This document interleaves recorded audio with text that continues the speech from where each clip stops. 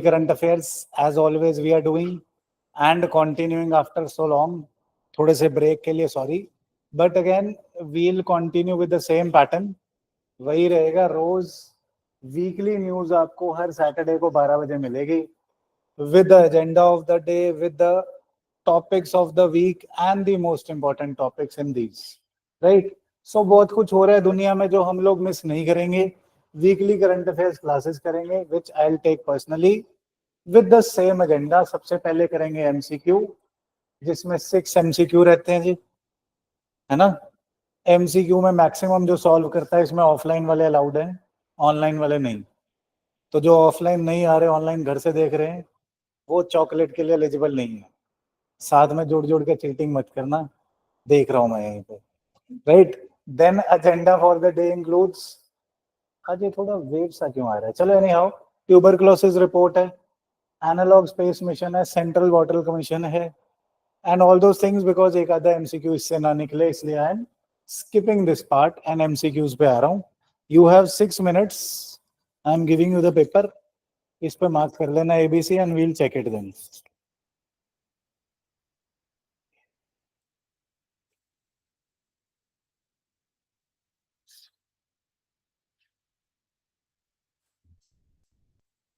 6 minutes exactly.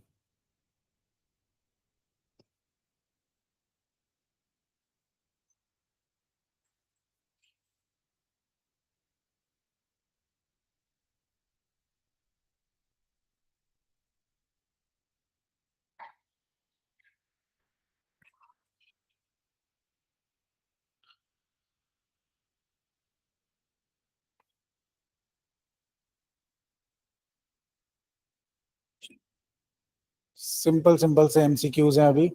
धीरे धीरे level बढ़ाते जाएंगे और आगे भगाते जाएंगे.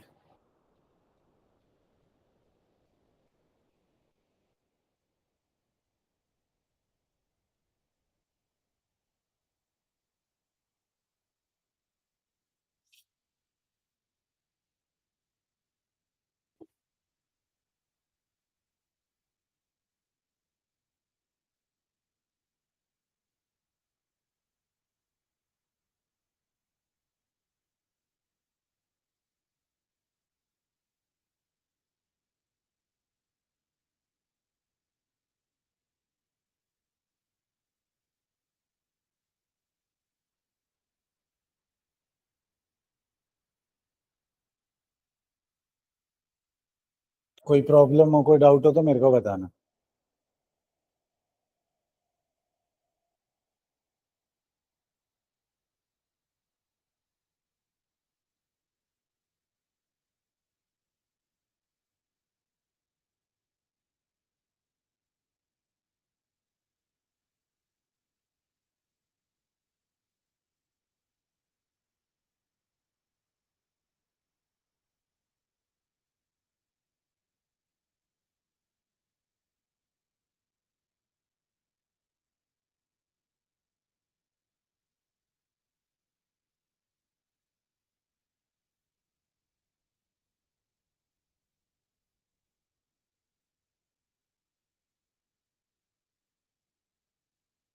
ऑनलाइन वाले पीपल भी प्लीज सॉल्व करते रहें साथ साथ.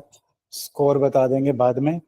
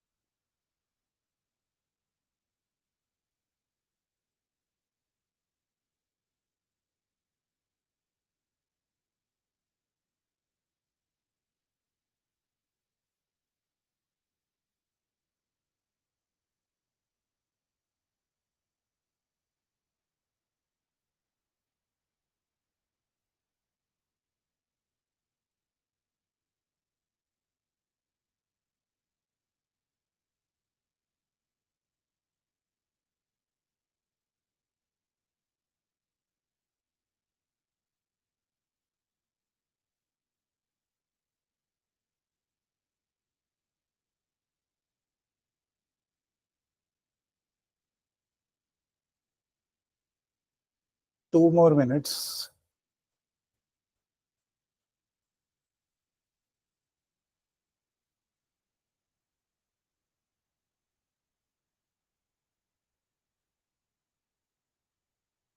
अगर 3 से कम स्कोर रहा सबका तो चॉकलेट मेरी.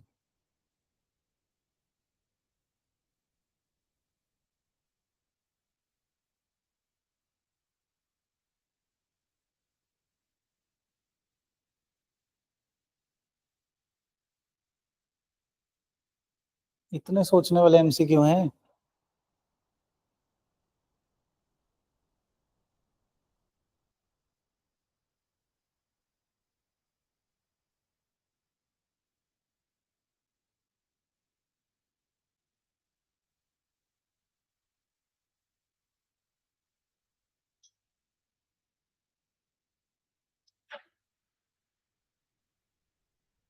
Done. Half a minute more and then we are done. Then we'll check it. And जो लोग सुस्ती से घर बैठे हैं उनको I'll tell you कि उठोगे जागोगे तभी ग्राहक जागेगा, नहीं तो सोते ही रह जाओगे. हाँ, वीडियो रुका है.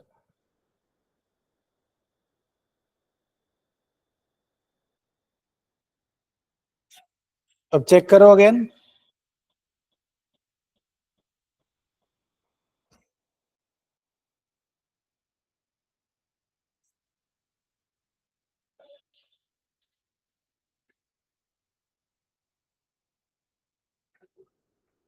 हाँ जी, आर वी डन? चेक कर लें, बदल लो आपस में, तो आसपास में साइड साइड चेंज कर लो. Thank you. So let's check them. Very very simple ones थे आज. बिगिनिंग सिंपल रखनी चाहिए इसलिए. फर्स्ट का answer is C Chandigarh. Second का answer is B Bombay. Third is D Delhi. Fourth is B Bombay. Fifth is C Chandigarh. Sixth is D Delhi. Discuss भी करेंगे, don't worry, but check them first. हो गया जी. तो कोई ऐसा जिसके 6 में से 6 सही हो? कोई भी नहीं. मेरी है. कोई ऐसा जिसके एक सही हो, उल्टा एक सही हो. कोई ऐसा जिसके 2 सही हो. 2 सही. कोई ऐसा जिसके 3 सही हो.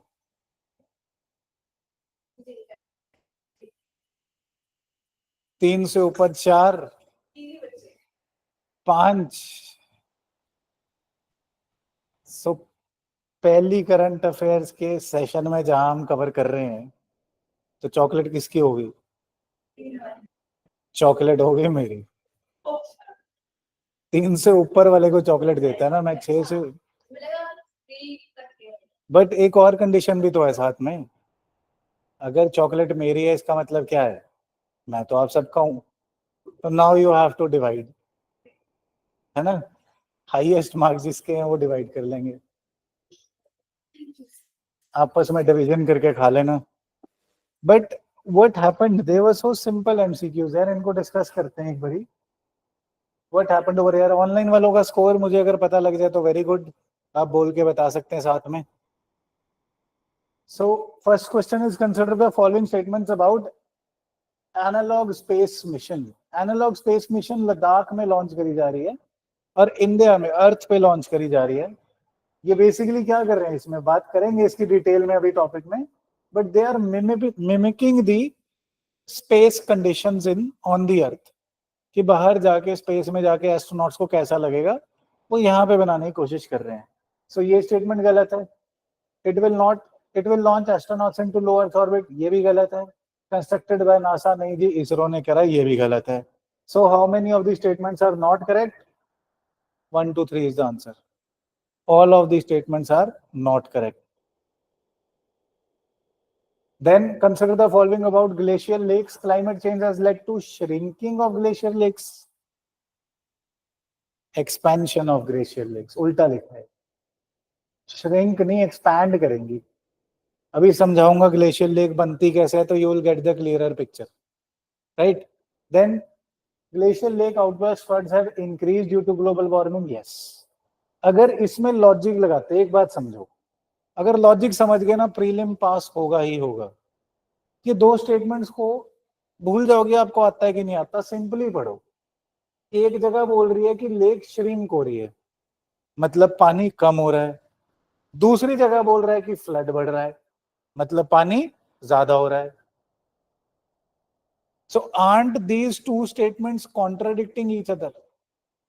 सो ये दोनों तो एक साथ सच हो ही नहीं सकती। So it was so simple as that. If we get this logic na, that these do not go together, then we get to the answer easily, even if we don't know it. This is called logical and illogical statement. कोई ऐसा समझदार है जिसने दोनों statements को correct करा है? So next time ऐसा नहीं होना चाहिए कि हमारा लॉजिक सही बैठ जाए पेपर के साथ। हम बोलते हैं ना vibing, we can vibe with the exam. Shrinking कम होना, पानी कम होना, right. Then consider the following statements about vitamin D. आजकल सेलिब्रिटीज से भी ज्यादा फेमस है विटामिन डी। हर किसी को होता है कि विटामिन डी कम हो गया, विटामिन डी कम हो गया। And there are two states to it, sunscreen लगाएं कि ना लगाएं। So facts about this, I will tell you the news as well. Vitamin D can not be manufactured in our body, गलत। Skin में manufacture हो सकता है, under the skin, through sunlight. Raw material sunlight रहता है और skin के अंदर। दो विटामिन एक्चुअली, के और डी। विटामिन में के और डी हमारी बॉडी के अंदर मैन्युफैक्चर हो सकते हैं, बाकी सारे लगभग हमें बाहर से खाने पड़ते हैं। That is why they are called vitamins, because they are vital for the body and majority of them cannot be manufactured in our body. D and K can be. So ये statement गलत हो गई। This vitamin is called, scientifically called ascorbic acid. Ascorbic acid कौन सा होता है? ये तो नहीं है D. Which vitamin is called ascorbic acid? C. D को क्या बोलते हैं?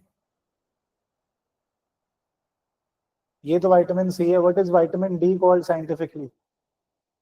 ये यूपीएससी का एग्जाम है, स्कूल का नहीं है कि सीधा सीधा देंगे vitamin D. They will ask you scientific name, even state service पूछता है। एंड विटामिन डी हमने कभी ना कभी तो जिंदगी में खाया होगा, या हमारे पेरेंट्स ने खाया होगा, किसी नोन में खाया होगा, तो उस पैकेट पे कुछ लिखा रहता है, क्या होता है वो?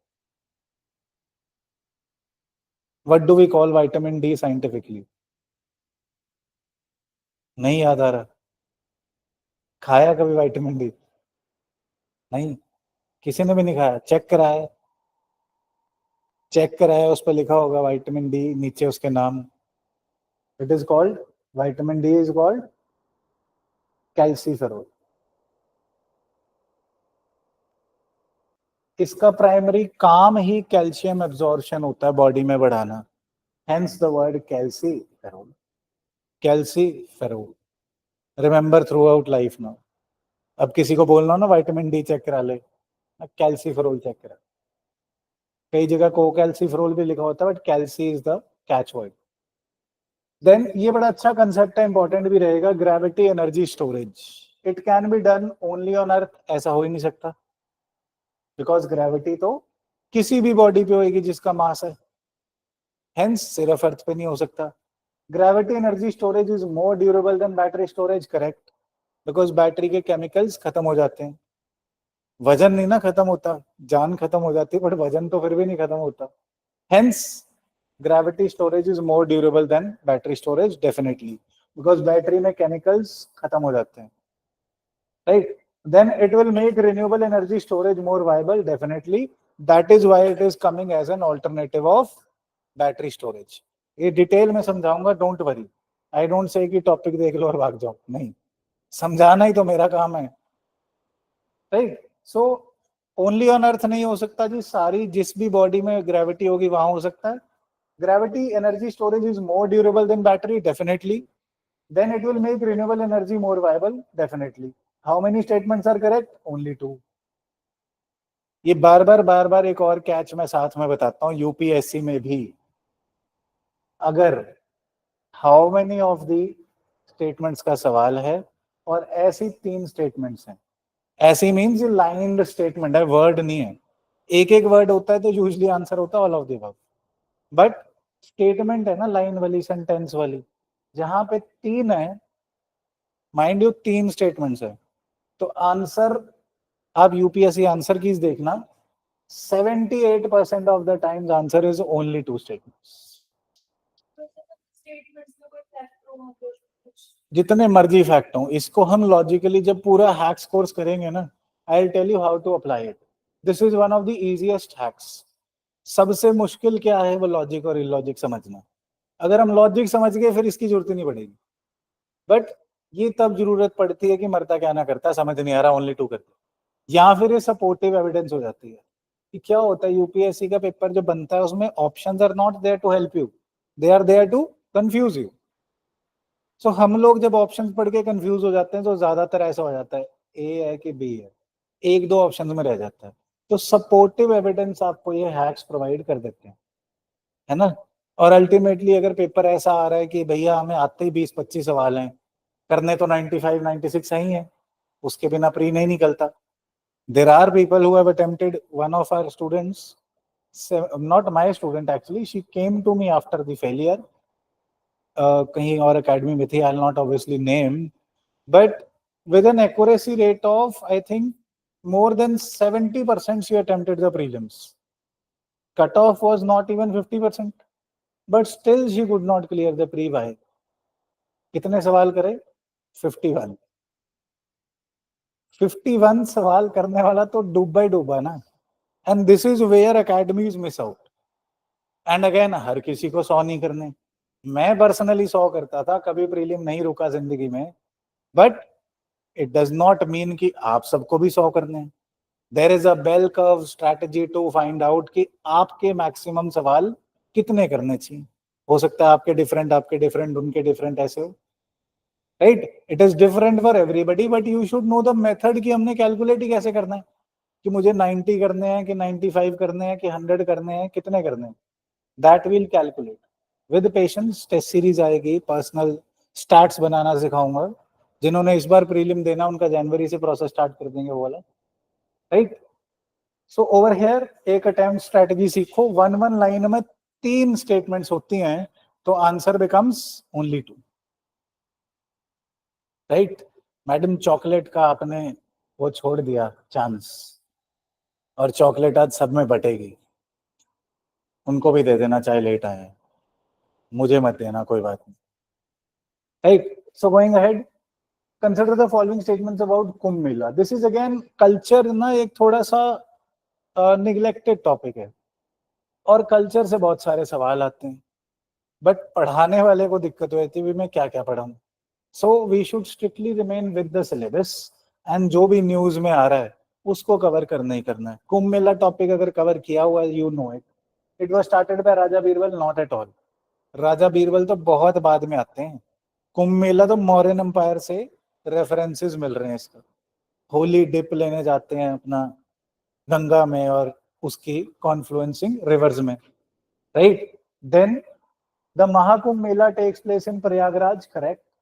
Mahakumbh takes place in Prayagraj, Allahabad, Prayagraj, but there are other locations where Kumbh mela takes place. कहाँ कहाँ पे? हरिद्वार में, और 4 जगहों पे 4-4 साल के इंटरवल पे होता है। हरिद्वार, उज्जैन, नासिक, प्रयागराज, 4 जगह पे कुंभ मेला होता है, and all those rivers are either Ganga और देयर कॉन्फ्लुएंसिंग रिवर्स, राइट। इसको भी डिटेल में करेंगे। सो हरिद्वार, उज्जैन, नासिक एंड प्रयागराज, इलाहाबाद, प्रयागराज, इलाहाबाद नहीं कहना, योगी जी आ जाएंगे। महाकुंभ मेला प्रयागराज वाले को बोला जाता है, बाकी सारे कुंभ मेला है, बट इस वाले को बिकॉज इसमें सबसे ज्यादा गैदरिंग होती है तो इसे महाकुंभ बोला जाता है, right. So started by Raja Birbal, गलत। Mahakumbh takes place in Prayagraj, सही। Britishers banned the festival for 50 years, गलत। ये तो इवन इससे इंट्रीग्ड थे, उसे पसंद कर रहे थे कि देखें करते क्या है हिंदुस्तानी, इतने लाखों लोग आके नदी में डुबकियां मारने लग जाते हैं, हो क्या रहा है पानी से, हम बोलते थे पाप धुल रहे हैं, पाप धुल रहे हैं। चलो रिलीजियस बिलीफ जो भी हो, I don't comment upon that, वो आपकी मर्जी है, डुबकी मारो ना मारो। बट साइंटिफिकली भी हमने फाइंड आउट करा है अब कि there are organisms in the Ganga, bacteriophage. Bacteriophage क्या करते हैं, आपकी बॉडी के ऊपर चिपकी हुई इन्फेक्शन खा जाते हैं, बैक्टीरिया को खा जाते हैं। तो पाप धुले ना धुले, इन्फेक्शन धुल जाती है। Hence scientifically also true. But एक बार गंगा नहाने के बाद आप सामने स्नान घर में जाते हैं और दूसरे पानी से भी नहा लेते हैं, because it might B full of मिट्टी, डर्ट एंड क्या क्या डालते हैं हम उस नदी में, right. So the answer here becomes, ये गलत ये सही एंड ये गलत, तो आंसर बिकम्स 2 ओनली। हाँ, not, sorry, not just not correct था। सो नॉट करेक्ट में क्या होगा जी, स्टार्टेड बाय राजा बीरबल नहीं, ये नहीं। 1 and 3 becomes the answer, it should be 1 and 3 over here, right.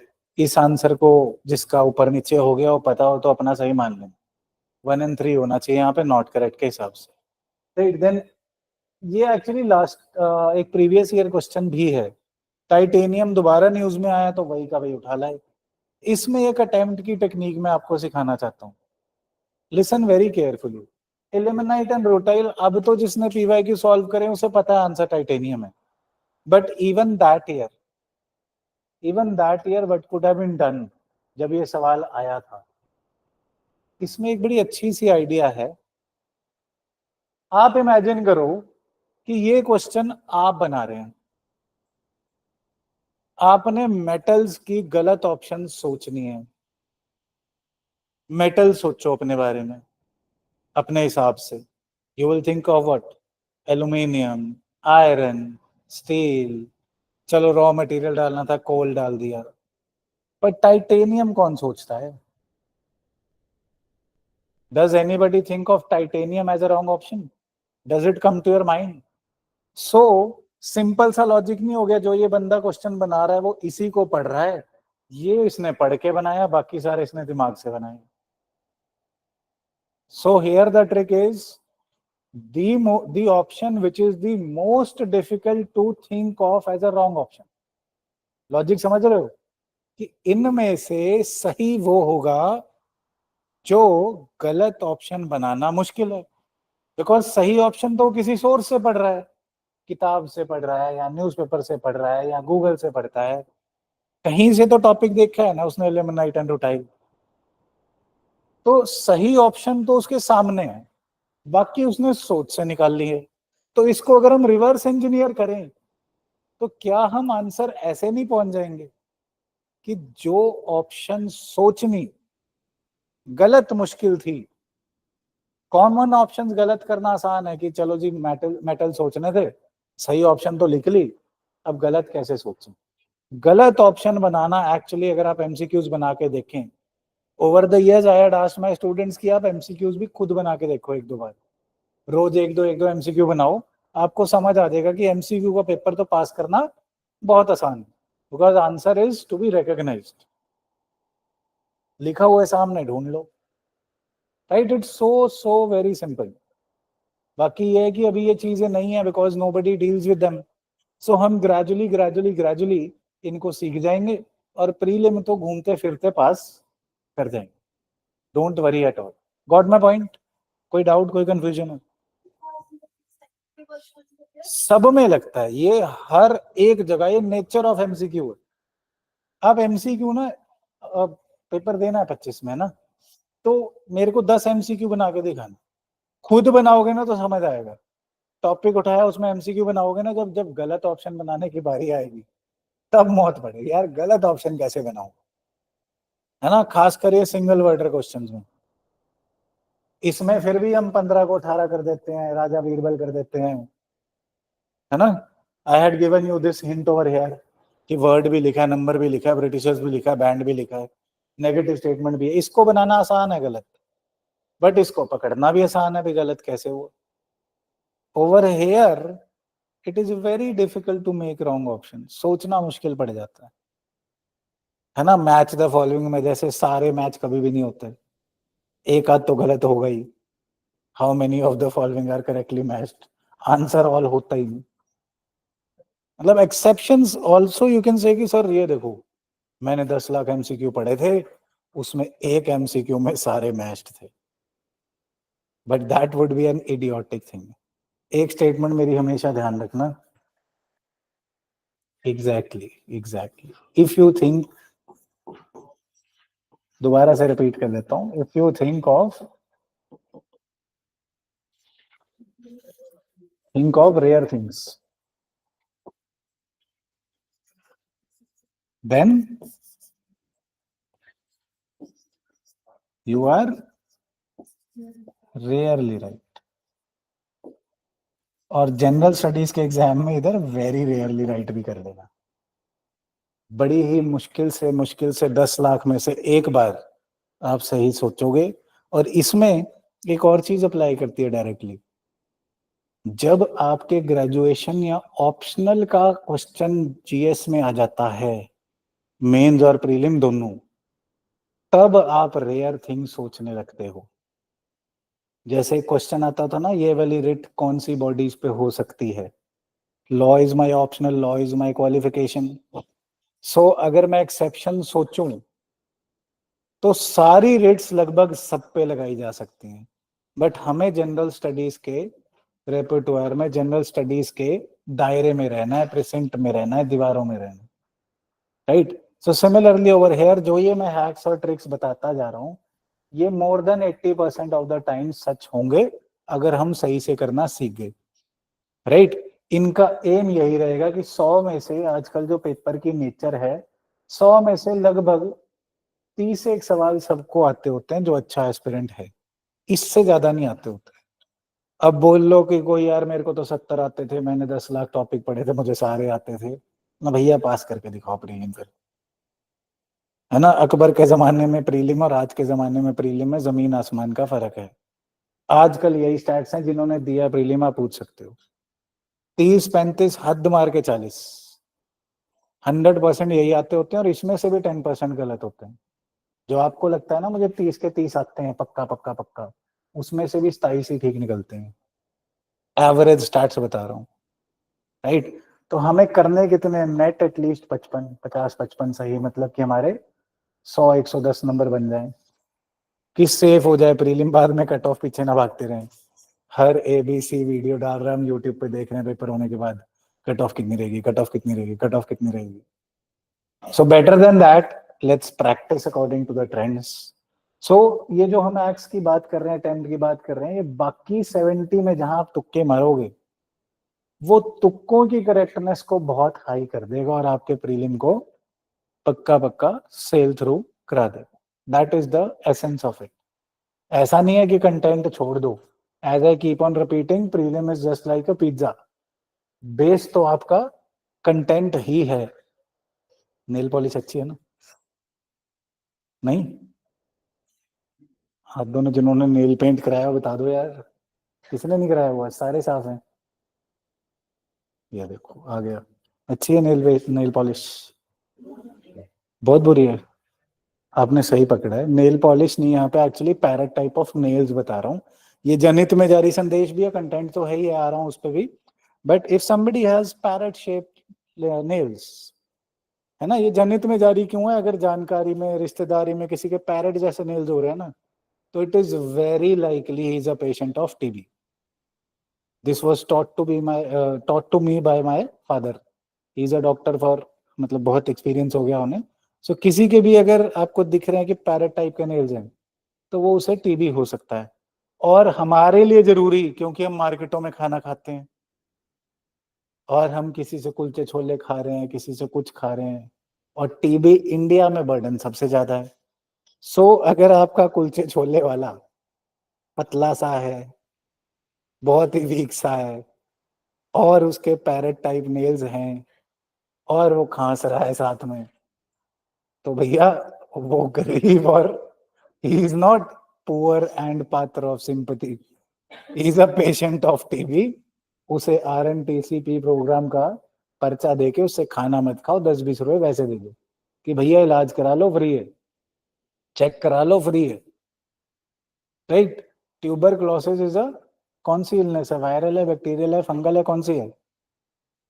Bacterial illness है, यानी इंडिया की हवा में लगभग सारी जगह घूम रही है। डू यू रिमेम्बर इसकी वैक्सीन कौन सी लगती होती थी बेसिक्स ऑफ टीबी में? हमारे जमाने में तो लगती होती थी, यहाँ पे निशान होता था। अब नहीं लगती, अब पेंटा वैक्सीन में भी इंक्लूडेड है, बट इसकी वैक्सीन होती थी बीसीजी। बीसीजी वैक्सीन टीबी के लिए लगती होती थी, but again this is only effective usually against brain TB. Pulmonary TB, pulmonary होता है लंग्स, पल्मोनरी टीबी के खिलाफ ये बीसीजी वैक्सीन ज्यादा इफेक्टिव नहीं है, right? It's not that effective against lung TB, pulmonary is lung वाली टीबी, एंड ज्यादातर हमें एरियल हवा के थ्रू ये इन्फेक्शन फैल सकती है। कोई टीबी वाला बैठा आपके आसपास खांस रहा हो तो आपको भी हो सकती है, एंड यूजली भी हवा में चल रहे हैं टीबी के कीटाणु, but our immunity fights with them, right? So अभी ये न्यूज में क्यों रहा है? Because there has been a global tuberculosis report. ये सिंपल अब तो स्टैटिक ही बन चुका है कि ग्लोबल टीबी रिपोर्ट कौन पब्लिश करता है? WHO। ये तो ऐसे पता होना चाहिए कि भैया ये सवाल ही नहीं बनता, और अगर बन गया तो ऑब्वियसली अपना गलत नहीं होना चाहिए। एनुअल टीबी रिपोर्ट हर साल निकालता है WHO, ऑब्वियसली कॉम्प्रिहेंसिव पिक्चर देगा, अप टू डेट स्टैट्स देगा, इसे याद करने की जरूरत नहीं, ये पता होना चाहिए। आगे पता होना चाहिए 2024 की रिपोर्ट क्या कह रही है। 2-3 मेजर फाइंडिंग्स ये है कि टीबी के केसेस बढ़ते जा रहे हैं, कोविड टाइम से अभी भी कम है, बट पिछले 2 सालों में बढ़े हैं, डेथ्स भी बढ़ी हैं, right?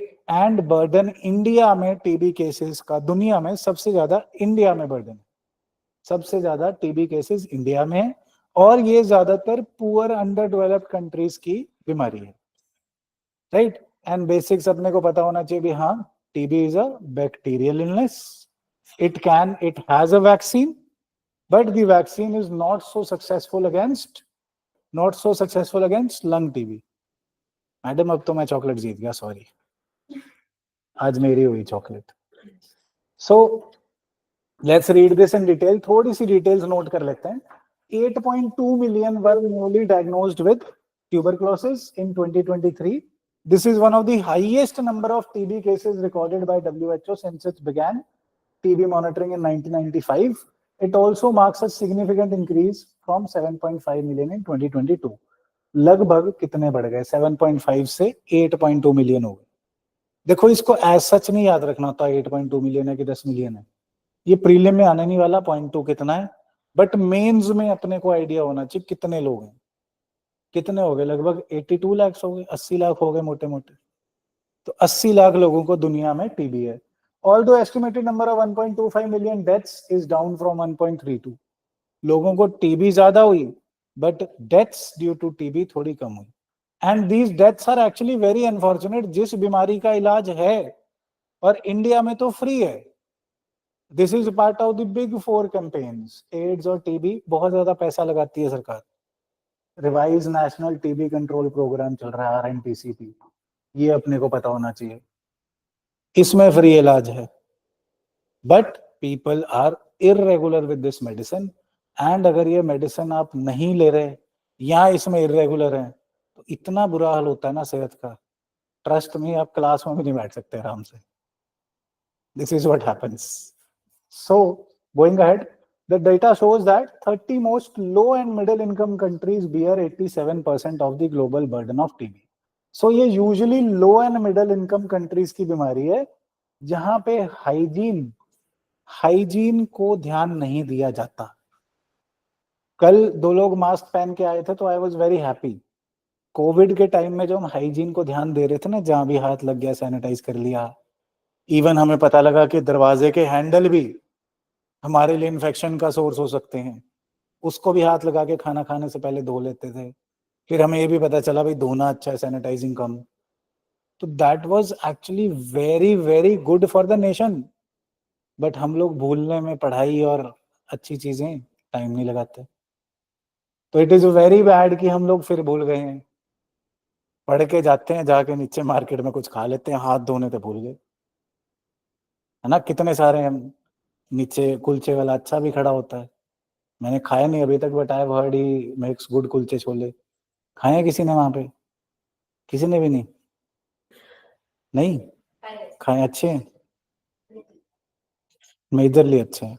So we must remember for the exam की लो मिडिल इनकम कंट्रीज की बीमारी है ना, टीबी हो गया. एंड हमारे लिए वी मस्ट रिमेंबर द जनहित में जारी संदेश, अपने हाथ पैर धो के खाएं, कुलचे वाले भैया के नेल्स देख लें, पैरेट स्टाइल हुए तो मत खाएं, भैया का फ्री में इलाज करवाएं. राइट. सो इंडिया में कितना बर्डन है जी? 26% of the, more than 1/4, 26% of the total cases. और हमारी नेबरहुड में ही है सारे, India, Indonesia, China, Philippines and Pakistan. Total कुल मिला के दुनिया के 56% case, 56% cases are over here only. तो खांस खांस के सूखी खांसी हो रही है अगर बार बार, अगर नहीं रुका जा रहा रात को खांसते खांसते, बात करते करते खांसी हो रही है, खास कर सूखी खांसी, तो get your sputum analysis done. Sputum analysis, या फिर इसमें और भी अब एक और लेटेस्ट टेस्ट आया, जीन एक्सपर्ट. कभी कभार पेपर में ऐसा भी आ जाता है यार ये किसके लिए टेस्ट है, जीन एक्सपर्ट टेस्ट अपने को पता होना चाहिए टीबी के लिए. Right. There are other test as well, है ना. एक बारी तो 1990 या 2000 में इसकी दवाई भी पूछी गई थी, but I don't think that will repeat. आजकल नेचर ऑफ एग्जाम चेंज हो चुका है. Right. So 55% of people who develop TB were main. लड़कों को ज्यादा टीबी हो रही है, ऐसा क्यों है? Why should men have all the TV? Because they have all the fun. That's why. Why should men have, हाँ जी? Unhygienic people. Hygiene की क्लास मैं ही ले रहा हूँ. And I am definitely male. So हाँ जी. One of the biggest reason is substance abuse. वो जो लगे होते हैं ना वहाँ पे, चलो भैया और चलो बीड़ी फूकते हैं. तो what is that? That is harming your lungs. That is making your lungs more vulnerable. Hence, men suffer more, women lesser. इतना सा आइडिया होना चाहिए, नंबर भूल जाए कोई बात नहीं. राइट जी. Then according to report, a significant number of new TB cases are driven by 5 major risk factors: undernutrition, HIV infection, alcohol use disorders, smoking and diabetes.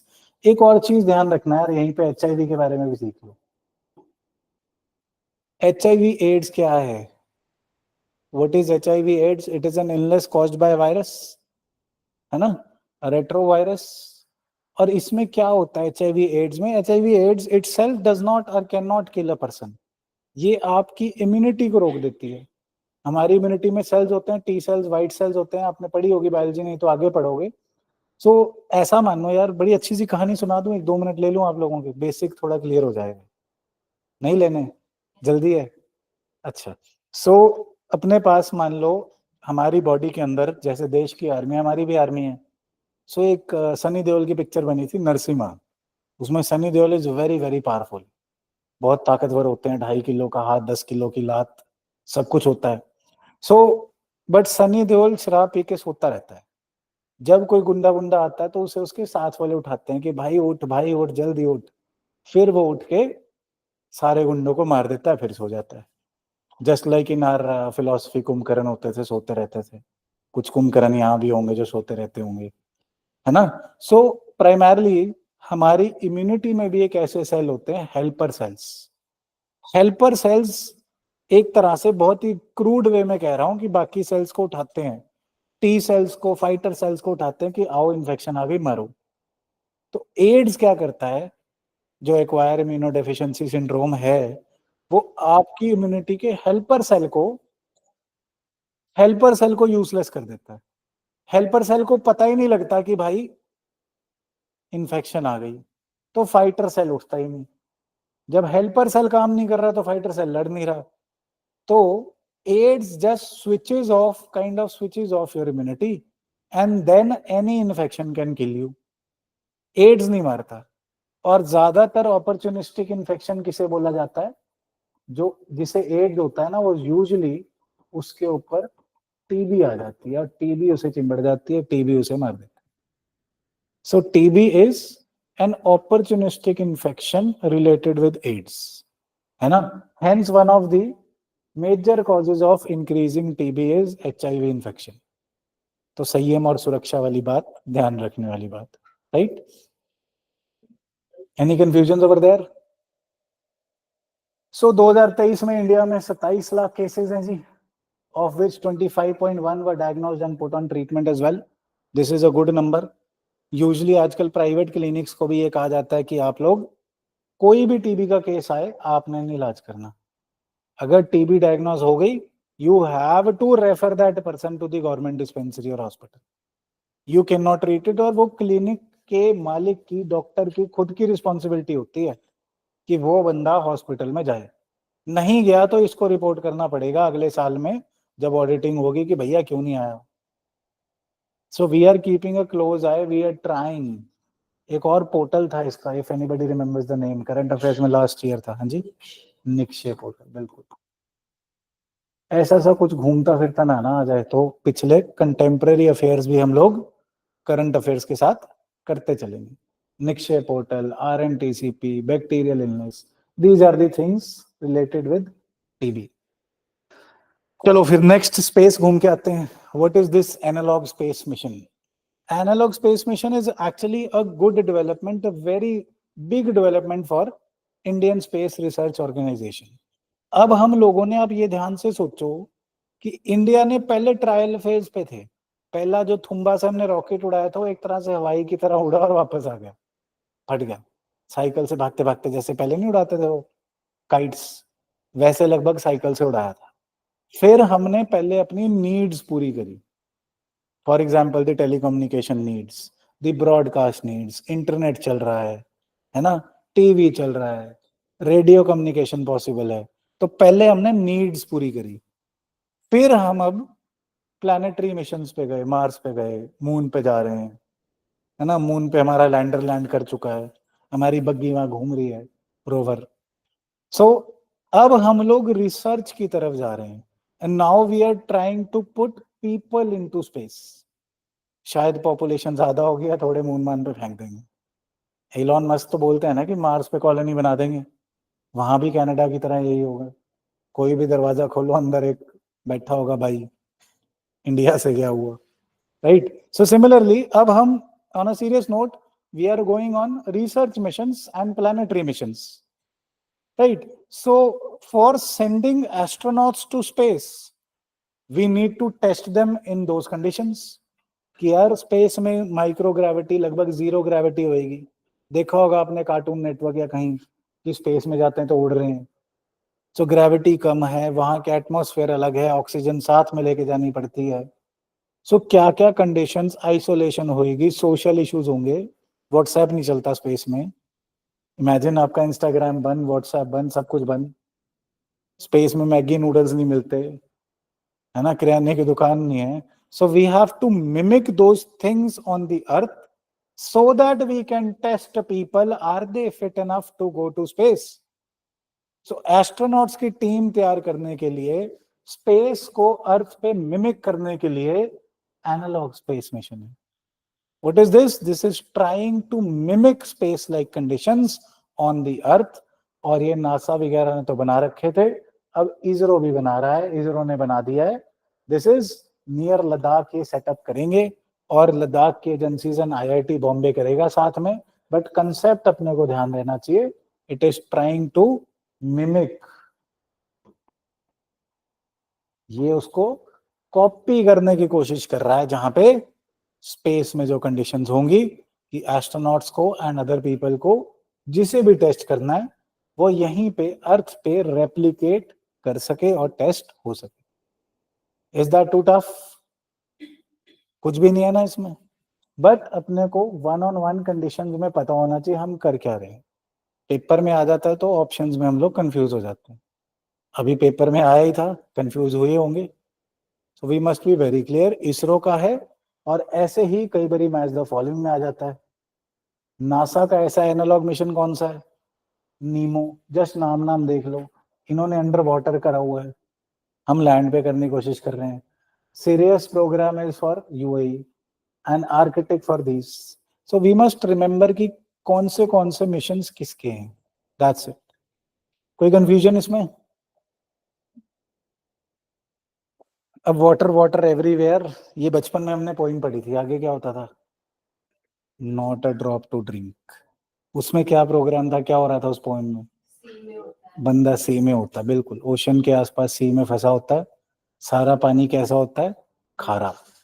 खारे पानी में फंस के he does not have water.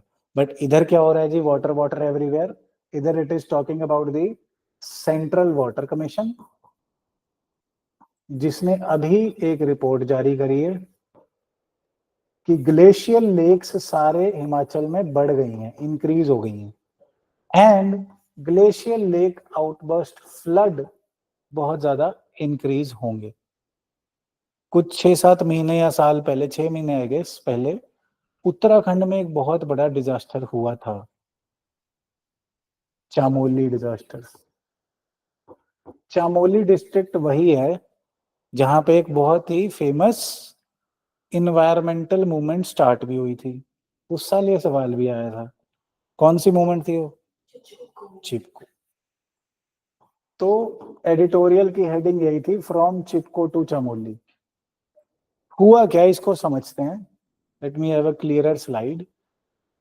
Central water commission छोड़ो, अभी पहले हम glacier lake को समझते हैं। Glacier is what? ग्लेशियर एक ऐसा सा पहाड़ है जो बर्फ से बना है। It is made up of ice, है ना। ये एक तरह से आइस रिवर, रिवर जो थी वो फ्रीज हो गई, एक तरह से पहाड़ बन गया, पानी का, बर्फ का पहाड़ हो गया, है ना। बर्फ का पहाड़ because of global warming melt होता जा रहा है। तो बर्फ मेल्ट होती तो क्या होता है? पानी बन जाता है, प्रोवाइडेड कुछ और डाला नहीं हुआ बर्फ में, है ना। तो बर्फ, let's say we have this बर्फ का पहाड़, ये मेल्ट होता जा रहा है, रसीड होता जा रहा है, थोड़ा थोड़ा यहाँ से पानी बन गया, तो आगे इसके पानी इकट्ठा हो गया, देन थोड़ा और पीछे चला गया, ये पतला होता जा रहा है, जैसे हम वेट लूज करते जाते हैं। अभी तो गेन कर रहे हैं खैर, बट अगर लूज कर रहे हैं तो हम भी पतले होते जा रहे हैं। वैसे ही ये भी मेल्ट होता जा रहा है। जब ये मेल्ट होता जाता है तो इसमें, बिकॉज रिवर में तो पत्थर और मिट्टी भी होते हैं, तो जब पानी बन गया तो उसके पत्थर मिट्टी बाहर आ गए। सो लेट्स इमेजिन ये एक पहाड़ों में ऐसा बर्फ का पहाड़ है, और ये मेल्ट होता जा रहा है, इसके अंदर से मिट्टी पत्थर निकले जा रहे हैं। सो लेट्स से 3-4 मोटे मोटे पत्थर जो नहीं रोल हुए वो इसके आगे फंस गए। अब ये मेल्ट होता जा रहा है तो इसका पानी बढ़ता जा रहा है।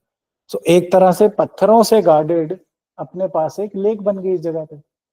Over here, over here we have a lake which is guarded by these stones or rocks, और धीरे धीरे पानी बढ़ता जा रहा है तो लेक और बड़ी होती जा रही है। पानी जितना बढ़ेगा उतना पानी का प्रेशर बढ़ेगा। So one day what happens, जब ये बिकॉज ऑफ क्लाइमेट चेंज और ज्यादा रिसीड कर जाता है और यहाँ पे पानी और ज्यादा बढ़ जाता है, तो ये पत्थरों का प्रेशर खत्म हो जाता है, कम हो जाता है, पानी का बढ़ जाता है।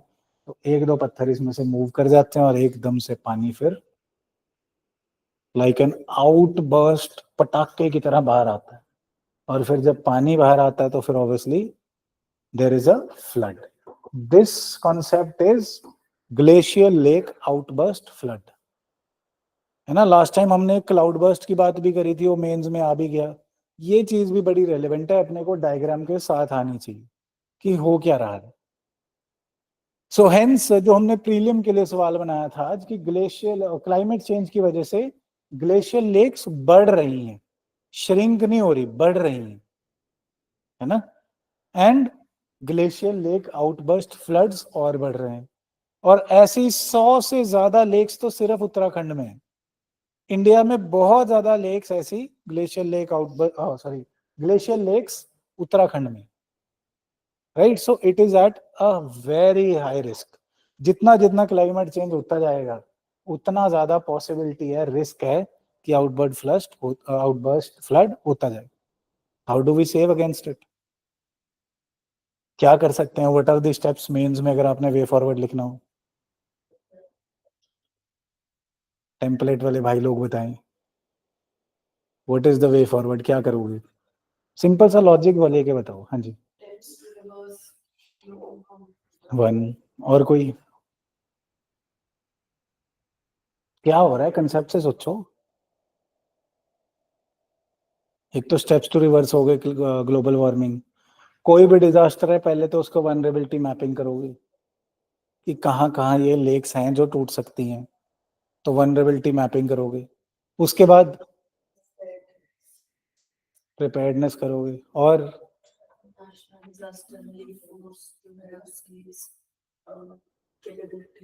हाँ एसओपीज बना दोगे, सही। और अरे रॉक ही तो टूट रही है इस पे। यस, यहाँ पे गार्ड रेल्स लगाओगे ना कि पानी फटे नहीं, और इसके आसपास के इंफ्रास्ट्रक्चर डेवलपमेंट को ऐसा प्लान करोगे कि अगर फट भी जाए तो कुछ ना हो, है ना। वो मंदिर डूब गए थे बीच में कुछ उत्तराखंड में, केदारनाथ आई थिंक, सही। मंदिर भी तो टूट गए थे आई थिंक, नहीं टूटे थे मंदिर, नहीं टूटे। अच्छा, मंदिर वॉज वेल प्लान्ड और मंदिर was guarded by the divine, well planned. Divinity वाले सुन रहे हैं क्लास के बाद, ये देखा ब्लास्ट होने शुरू हो गए। कोई नहीं मानता इस देश में आर्टिकल 25 को। योगी के आदमी आसपास हो सकते हैं, योगी के आदमी आसपास हो सकते हैं, ध्यान रखना। तो हम बिलीव करेंगे it might be a combination of factors which we are unaware of, right. So going further, water commission के बारे में देखते हैं। सेंट्रल वाटर कमीशन, यार इसकी ना बॉडी के बारे में थोड़ा सा पता होना चाहिए, दो तीन बातें याद रखनी है तो premier technical organisation of India in field of water resources. It is presently functioning as an attached office of ministry of Jal Shakti. Ministry जल शक्ति है, ऐसी ऐसी चीजों में कंफ्यूज करते हैं हम लोगों को। सो central water commission under the ministry of Jal शक्ति and functions is obviously headquarter new Delhi में, कोई नहीं पूछने वाला, ना भी पता हो न्यू दिल्ली पिक कर लेना, no problem. It is entrusted with general responsibilities of initiating, coordinating, and furthering in consultation with state governments concerned schemes for control, conservation, utilization of water resources throughout the country for flood control, irrigation, navigation, drinking water supply, and other things. So इसमें से confusing options कैसे बनाई जाती हैं, ऐसे लिख दिया जाता है that Central Water Commission is related with groundwater only. ऐसा कुछ भी नहीं है यहाँ, कंफ्यूज नहीं होना। सरफेस एंड ग्राउंड वाटर दोनों इसके पावर्स में, जुरिस्डिक्शन में आते हैं, right. And then it is headed by a chairman with status of ex officio secretary. Detail में आजकल ऑप्शन दे देते हैं, तो वी मस्ट रिमेंबर जो चेयरमैन होगा उसे कोई ना कोई स्टेटस तो दिया होगा, और इतनी भी बड़ी बात नहीं है कि इसे कैबिनेट मिनिस्टर का स्टेटस दे दें। सो इसमें भी वही अपनी ट्रिक काम आ जाएगी ऐसे सवाल में, अगर नहीं भी याद, हर ऑर्गेनाइजेशन का याद नहीं भी होता, बट इसमें भी वही बात काम आएगी, गलत ऑप्शन बनाना आसान कौन सा है। एक कैबिनेट मिनिस्ट्री का स्टेटस बंदे के दिमाग में वैसे रहता है, वो यूजली गलत लिखा होता है, बट सेक्रेटरी का स्टेटस गलत नहीं लिखा होता, तो ध्यान रखना, right. The work of the commission is divided among 3 wings. ये नीति आयोग के लिए एक बार ऐसा सवाल आया था, इसके बारे में आ जाए। सो एक obviously design and research wing होगा, एक रिवर मैनेजमेंट विंग होगा, एक water planning and projects. So DRW 3 wings हो गए, design and research, river management, water planning and projects. और कुछ भी देश में हो रहा है, मेंस में आप आंसर लिख रहे हो, तो सेंट्रल वाटर कमीशन को उसका भागीदार बना सकते हो। नहीं तो अगर कोई रिपोर्ट लिखनी है, सेंट्रल वाटर कमीशन ने कहा, सही। सो रिमेंबर दीज थिंग्स, ये मेंस में भी बहुत काम आएंगे। Then coming to vitamin D, आजकल सनस्क्रीन लगानी है तो विटामिन डी का सैशे खाना होता है। I was one of the proponents की यार सनस्क्रीन नहीं लगानी, मेरे को विटामिन डी चाहिए, but over the years what happened कि I contracted once upon a time, for the second time I got chicken pox, that is called shingles. तो उस टाइम फिर मेरे स्किन डॉक्टर ने लिख के दिया कि भाई साहब आपको सनस्क्रीन लगानी है। So I asked him specifically vitamin D का क्या, so he gave me a prudent answer, rational answer. He said कि सिर्फ मुंह से ही आपने विटामिन डी एब्जॉर्ब करना है, तो बाहों से कर लो, लातों से कर लो, स्किन तो सारी जगह है। And trust me, if you sit for 15 minutes in the open sun with half of your arms and half of your legs uncovered, हर रोज आप 15 मिनट बैठो तो 15 दिनों में आपका लगभग विटामिन डी सही हो जाता है, प्रोवाइडेड आपकी बॉडी में कोई प्रॉब्लम ना हो विटामिन डी एब्जॉर्प्शन या मैन्युफैक्चरिंग, राइट। तो आप लोग भी इसे फॉलो कर सकते हैं। सो इशू इज सनस्क्रीन पहने या रिकेट्स कराएंगे. So what is vitamin D, what is a vitamin? पहली बात, vitamins are chemicals which are required in small quantities but are vital for the functioning of the body, especially the enzymes. इनके बिना हमारे vital functions रुक जाएंगे और ये usually हमारी बॉडी में मैन्युफैक्चर नहीं होते, इसीलिए इन्हें विटामिन्स बोलते हैं. विटामिन बोल लो, विटामिन बोल लो, कोई बात नहीं, बट वाइटल से बना है वर्ड, राइट. एंड इसमें बचपन वाली बात करें तो कौन से तरीके के होते थे? A B C D E and K. इसमें से फैट सॉल्युबल कौन से थे? ए और बी, ई के. ए D E K are fat soluble, B and C are water soluble. Water soluble का मतलब ये यूरिन के थ्रू निकल जाते हैं. तभी ज्यादातर जो हम दवाइयां खाते हैं वो विटामिन बी एंड सी की खाते हैं, है ना. फैट सॉल्युबल फिर फैट में स्टोर हो जाता है. हम सोचते हैं फैट यूजलेस है, फैट हो गए, बट फैट के बॉडी में बहुत काम है. फैट बंदा यूजलेस नहीं होता, ये गिर के चोट नहीं लगती, है ना. और इंसुलेशन बढ़िया रहती है. So always remember, everything bad has some good quality. हम फालतू में किसी चीज को ओवर क्रिटिसाइज कर जाते हैं, राइट. सो विटामिन डी का क्या काम है? एक तो डॉक्टरों की कमाई बढ़ाता है, महंगा टेस्ट है, मेरे ख्याल 800-900 रुपए लगते हैं इसको टेस्ट करने में. और कोई बीमारी हो जाए, थकावट हो रही है, विटामिन डी कम है, स्ट्रेस हो रही है, विटामिन डी चेक कराओ, बिकॉज उसके पैसे मिलते हैं. But for the exam, why is it necessary? Because scientist ने तो ये न्यूज में ये था, notable discoveries about how vitamin D deficiency can lead to problems with the immune system. But हमें इसका बैकवर्ड लिंकेज पता होना चाहिए कि विटामिन डी क्या बोलते हैं इसे? कैल्सीफेरोल, जो भी ऑप्शन में डाला था मैंने क्वेश्चन में, right. It is a fat soluble vitamin that is naturally present in a few foods. इसमें एक और ट्रिक है यार, फ्यू फूड्स.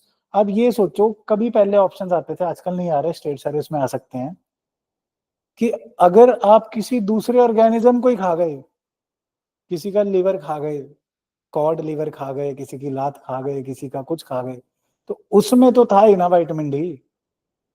तो ज्यादातर जो नॉन वेजिटेरियन सोर्सेज होंगे उसमें तो हो गई, राइट. सो अगर गैस करना तो उससे गैस किया जा सकता है, सही जी. Then further, it is also produced endogenously, मतलब अपनी बॉडी के अंदर, एंडोजेनस अंदर, endogenously when ultraviolet UV rays. ये सवाल यूपीएससी टाइप का है कि कौन सी रेज ऑफ द सन हमारे लिए विटामिन डी मैन्युफैक्चर करवाती है? पेरेंट्स है किसी के? 2 मिनट दो, आ रहा हूँ, टॉपिक करके आता हूँ. सो कौन सी रेज है जी? UV rays are responsible for manufacture of sun, manufacture of vitamin D within the body.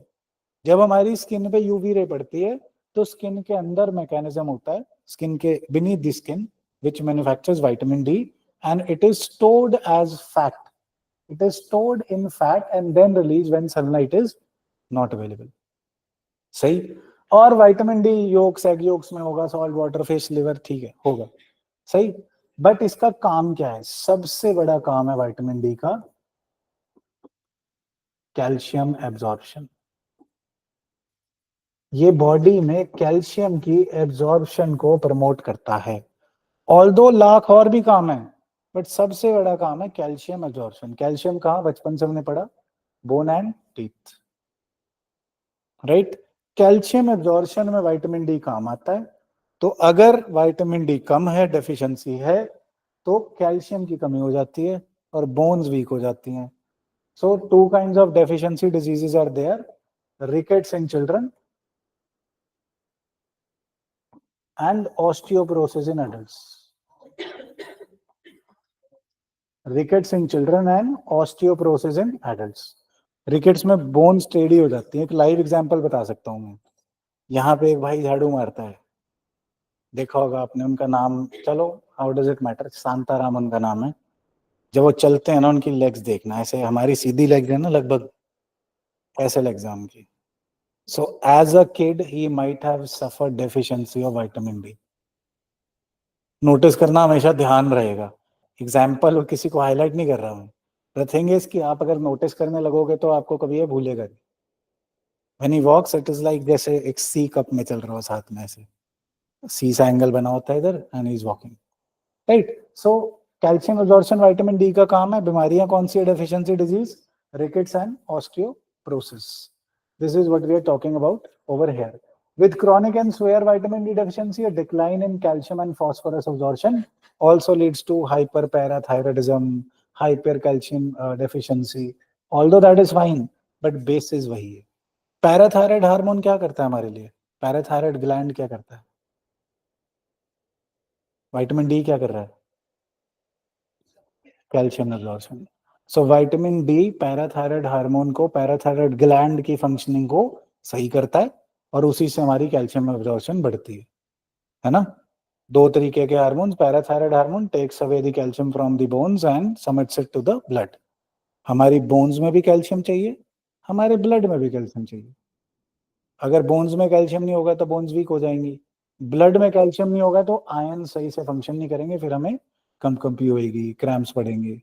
Calcium magnesium, जब क्रैम्प्स होते हैं usually the culprit is magnesium and potassium, but elderly age में calcium is one of the problems as well. तो blood में भी calcium चाहिए, bone में भी चाहिए. उसके लिए सबके लिए एक वाइटल एलिमेंट है vitamin D. Right. So give me 2 minutes. ये अच्छा कंसेप्ट है, समझाता हूँ, बट किसी के पेरेंट्स मिलना चाहते हैं तो they come from far off. Give me 2-3 minutes, I will be back. कोई डाउट हो तो बताओ.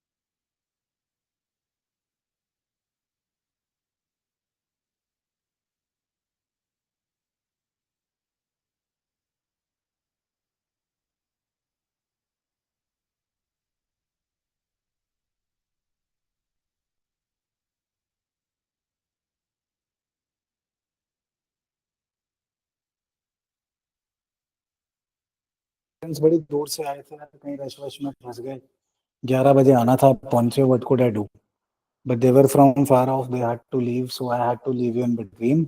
आई am so sorry for that, but एक कंसेप्ट अच्छा है, इसको ध्यान से समझना। इससे पहले एक बिल्कुल बेसिक बेसिक सी बात समझते हैं, वेरी बेसिक।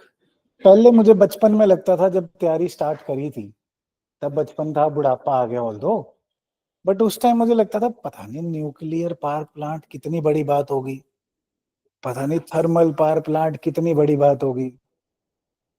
बाद में पता चला कि ये तो सारे के सारे एक very very very simple principal पे चलते हैं।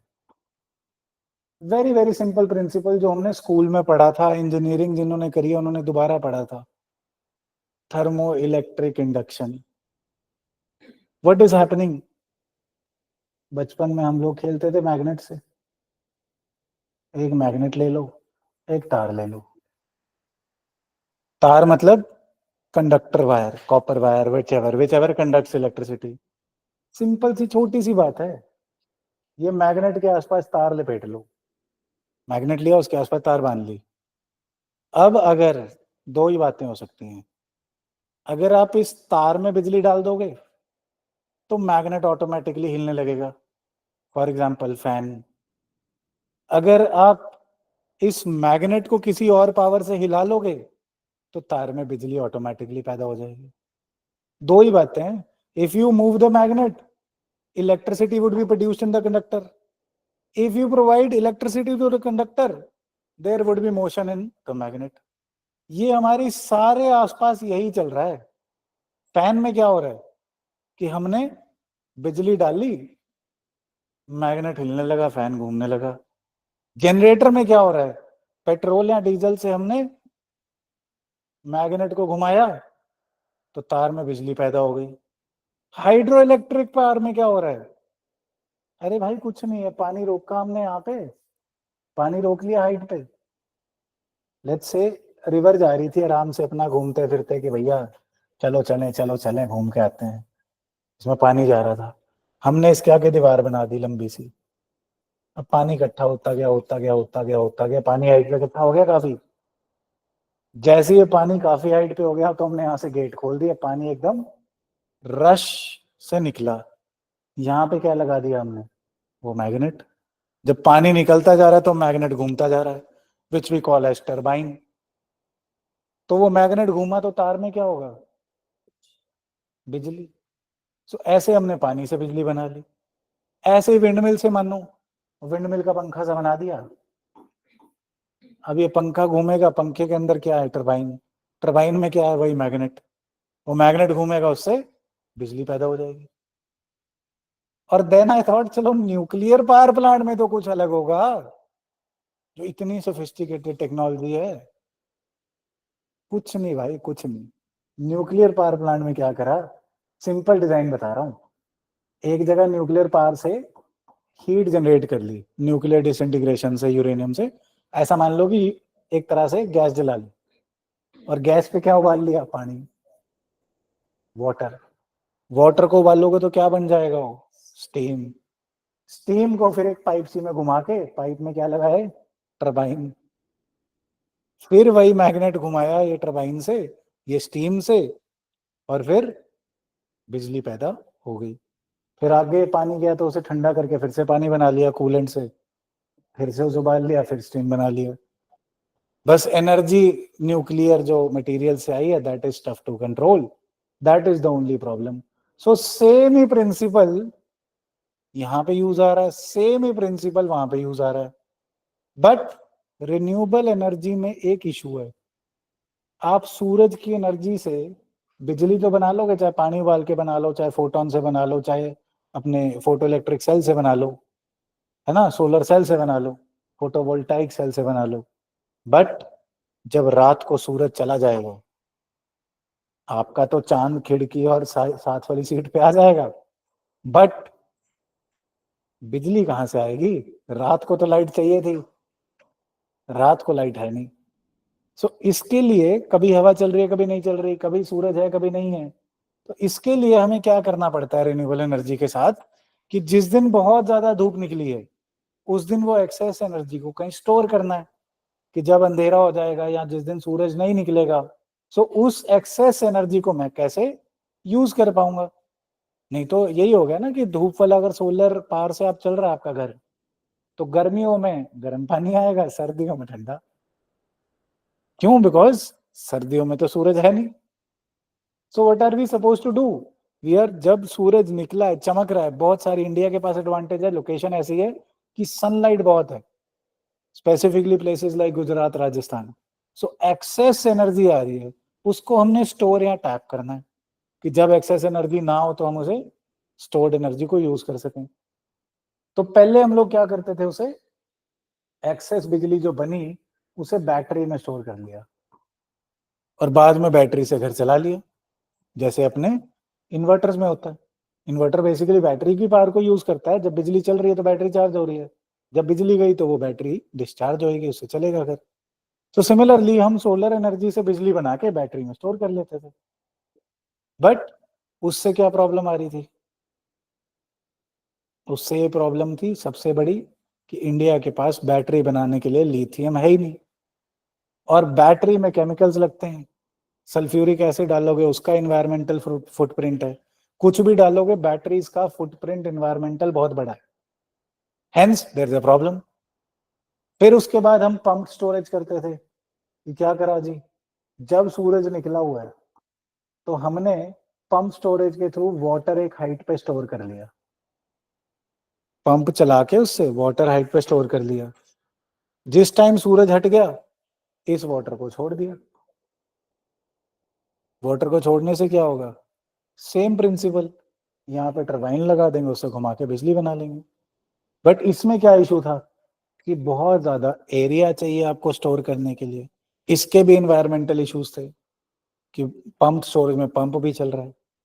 Now what we have done, हमने gravity based, gravity energy storage, एक नई तरीके की इनोवेशन आई है। क्या कर रहे हैं बेसिकली, आपको कंसेप्ट समझ आया? यूपीएससी में वो कंसेप्ट काम आ रहे हैं, फैक्ट नहीं। कंसेप्ट क्या है कि रिन्यूएबल एनर्जी क्योंकि कंसिस्टेंटली नहीं मिलती, हेंस उस रिन्यूएबल एनर्जी के एक्सेस पोटेंशियल को सेव करने के लिए कि वो उस टाइम काम आ सके जब रिन्यूएबल एनर्जी नहीं है, सन नहीं है, हवा नहीं चल रही, पानी सूख गया है, तो तब कहां से एनर्जी लाएं, उसके लिए ग्रेविटी एनर्जी स्टोरेज हमने बनाया है।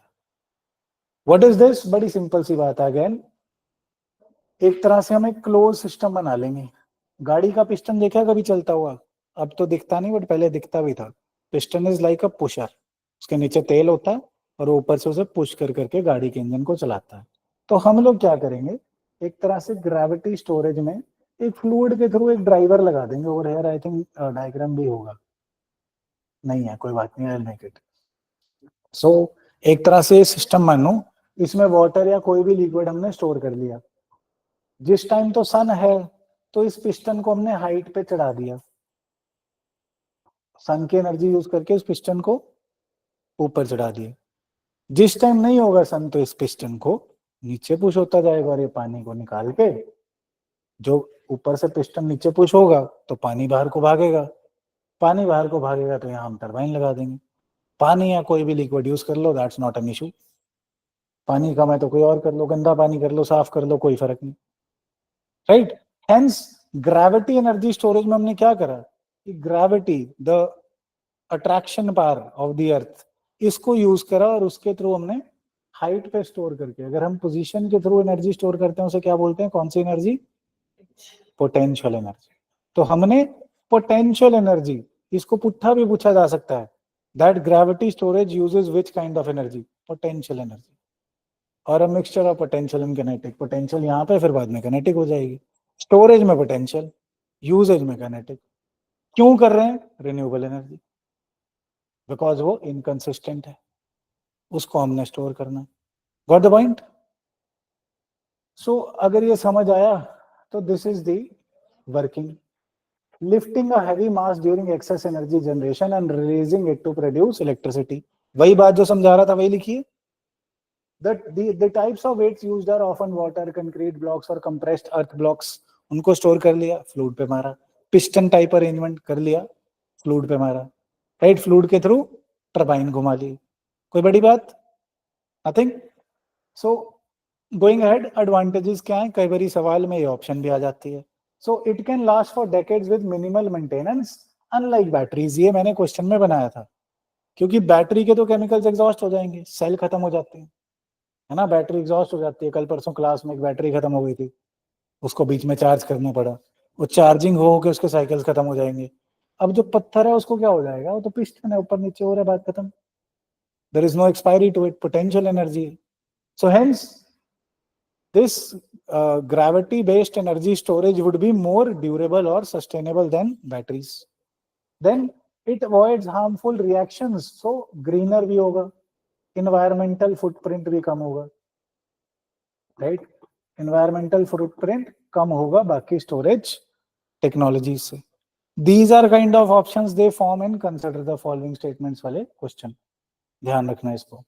Then it can also be more cost effective for large scale applications with lower levels of cost of energy and storage. Storage में एक बहुत बड़ा इशू इंडिया को ये भी है, बिकॉज हमें बैटरीज बाहर से इंपोर्ट करनी पड़ती हैं। तो आपने देखा होगा सेम मॉडल की गाड़ी नेक्सॉन जैसे आ रही है, या ये अभी टाटा कर्व आई है, डीजल और पेट्रोल की गाड़ी 9-1 लाख 8-9 लाख की है, बिजली वाली वही गाड़ी 18-19 लाख की है, 5-5 6-6 लाख का फर्क है, बिकॉज बैटरी स्टोरेज बहुत महंगी है। So if we can learn these kind of things and make them into a minuscule thing as well, then it would be great. सीधा धूप निकली हुई है तो गाड़ी धूप से चल रही है, रात को गाड़ी ग्रेविटी एनर्जी स्टोरेज से चल रही है, क्या पता हम उसे मिनिस्क्यूल बना सकें। अभी तो बड़े स्केल पे है कि हाइट ज्यादा, प्रेशर ज्यादा, पर मिनिस्क्यूल बना सकें। चाइना ने अभी एक प्रोटोटाइप बैटरी बनाई है न्यूक्लियर एनर्जी के through, last to last week या उससे पीछे पढ़ा था हमने। अब गाड़ी की बैटरी शायद वो बना पाएंगे जो न्यूक्लियर एनर्जी से चलेगी। अभी हमारी गाड़ी की बैटरी में क्या होता है, एक बार लगवाई थोड़े साल में खत्म, उसमें क्या होगा, गाड़ी चाहे खत्म हो जाए बैटरी नहीं खत्म होगी, एक बार लगाई 100-200 साल बैटरी चली जा रही है, एक ही निकाल के नवी गाड़ी में भी लगवा ली, so that would also be great. So these are innovations which would actually make the life of mankind more greener and more productive and profitable. तभी बार बार यूपीएससी एनर्जी से सवाल पूछता है, और एनर्जी एक ऐसा टॉपिक है जो हम लोग इग्नोर कर देते हैं। मिनरल्स एंड एनर्जी से 1 या 2 सवाल आते ही आते हैं, तो जहां दिखे उसे कंज्यूम कर लो, और वैसे भी हाई ऑन एनर्जी रह के ही फायदा है। दिन आ जाते हैं जी, बहुत होगी एनर्जी, अब थोड़ा भगवान के पास चलते हैं। महाकुंभ मेला, तो कुंभ मेला, महाकुंभ मेला क्या है, this is where we take holy dips. हमें 2-4 फैक्ट ही पता होने चाहिए, हमने कोई बाबा नहीं बनना है यहाँ पे। सो कुंभ मेला 4 लोकेशंस पे होता है, एज आई सेड, ये मॉडर्न टाइम से इसकी रेफरेंस है। महाकुंभ मेला 12 साल बाद हो रहा है, बट 4-4 साल के ऑल्टरनेट्स पे 4 जगह हो रहा है, right. So Kumbh Mela the world's largest peaceful gathering है ये, पीसफुल गैदरिंग इससे बड़ी दुनिया में कहीं नहीं होती। दूसरी बात, इसके रेफरेंसेस मौर्यन पीरियड से हैं, यहाँ से कभी सवाल बन जाता है कि references Maurya and Gupta period से हैं, और even the Mughal emperors, the Chola and Vijayanagara empires used to participate in it, उनके टाइम की भी रेफरेंसेस हैं। और मेजर एक और बात, कहाँ कहाँ हो रहा है जी ये, it is at Haridwar, Ujjain, Nashik and Prayagraj, each situated by a on the side of a holy river. Basically Kumbh के मेले में जाके डुबकी लगानी होती है, नथिंग एल्स। हम में से तो किसी ने लगाई होगी कि लगाई है कभी कुंभ मेले में जाके डुबकी? पाप धुल गए? चलो अभी धुल ही जाएंगे, जब प्रीलिम पास का क्वालिफाइड का रिजल्ट आएगा ना इस बार, सारे पुराने पाप धुल जाएंगे, सब भूल जाओगे आप, खुशी से उड़ते फिरोगे।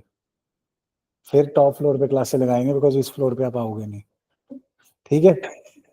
Any how, so Kumbh Mela ji Maurya Gupta period से रेफरेंस है, 4 जगह हो रहा है। British Mughal empires and medieval India के एम्परर्स भी इसमें पार्ट ले रहे हैं, और ब्रिटिशर्स भी इससे, अकबर का भी पार्ट है यार, ये कभी कभी अकबर ऑप्शन बन जाता है पेपर में।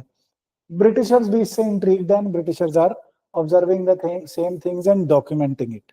वो पढ़ाई लिखाई के शौकीन थे, तो उन्होंने इस पे डॉक्यूमेंट्स भी बना लिए।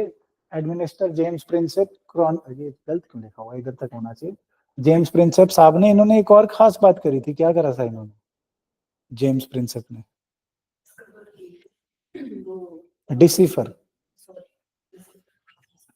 किसकी? हाँ जी, जेम्स प्रिंसेप साहब ने अशोका की स्क्रिप्ट को डिसीफर किया था, मतलब कि पढ़ा था, है ना। डिसीफर करी थी अशोका की स्क्रिप्ट को जेम्स प्रिंसेप साहब ने, और उन्होंने कुंभ मेला के बारे में लिखा है। Then post independence the Mahakumbh Mela gained even greater significance, symbolizing national unity and India's rich cultural heritage, recognized by UNESCO in 2017 as intangible cultural heritage. UNESCO दो तरीके की वर्ल्ड हेरिटेज को लिस्ट बनाता है, एक टैंजिबल, एक इंटेंजिबल। इनटैंजिबल में ये पार्ट है, और कौन से पार्ट है? एक दो एग्जांपल्स।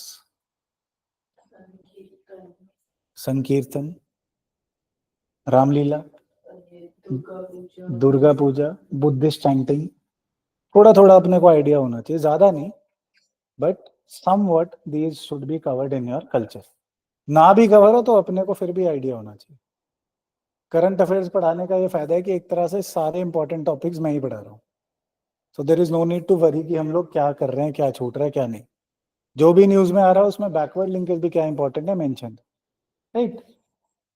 सो then PM Vidya Lakshmi scheme, ये फीस वाली स्कीम है, तो पैसे लेने वाली स्कीम है कि स्टूडेंट्स को लोन मिला करेगा, स्टूडेंट फ्रेंडली लोन। पिक्चर अच्छी है ना by the way, that why I am not eligible. इसे याद रखना कि बच्चा स्टूडेंट लोन मांग रहा है। पर 2015 में 16 में सवाल सीधा आता था that this PM Vidya Lakshmi scheme is related with what, और सीधा स्टूडेंट लोन आंसर होता था। बट आजकल ये सवाल ऐसे नहीं आ रहे, they are going into details. Last year government schemes के जो सवाल आए उनको चेक करना, उसी पैटर्न पे इसको आपने ध्यान रखना है, याद रखना है।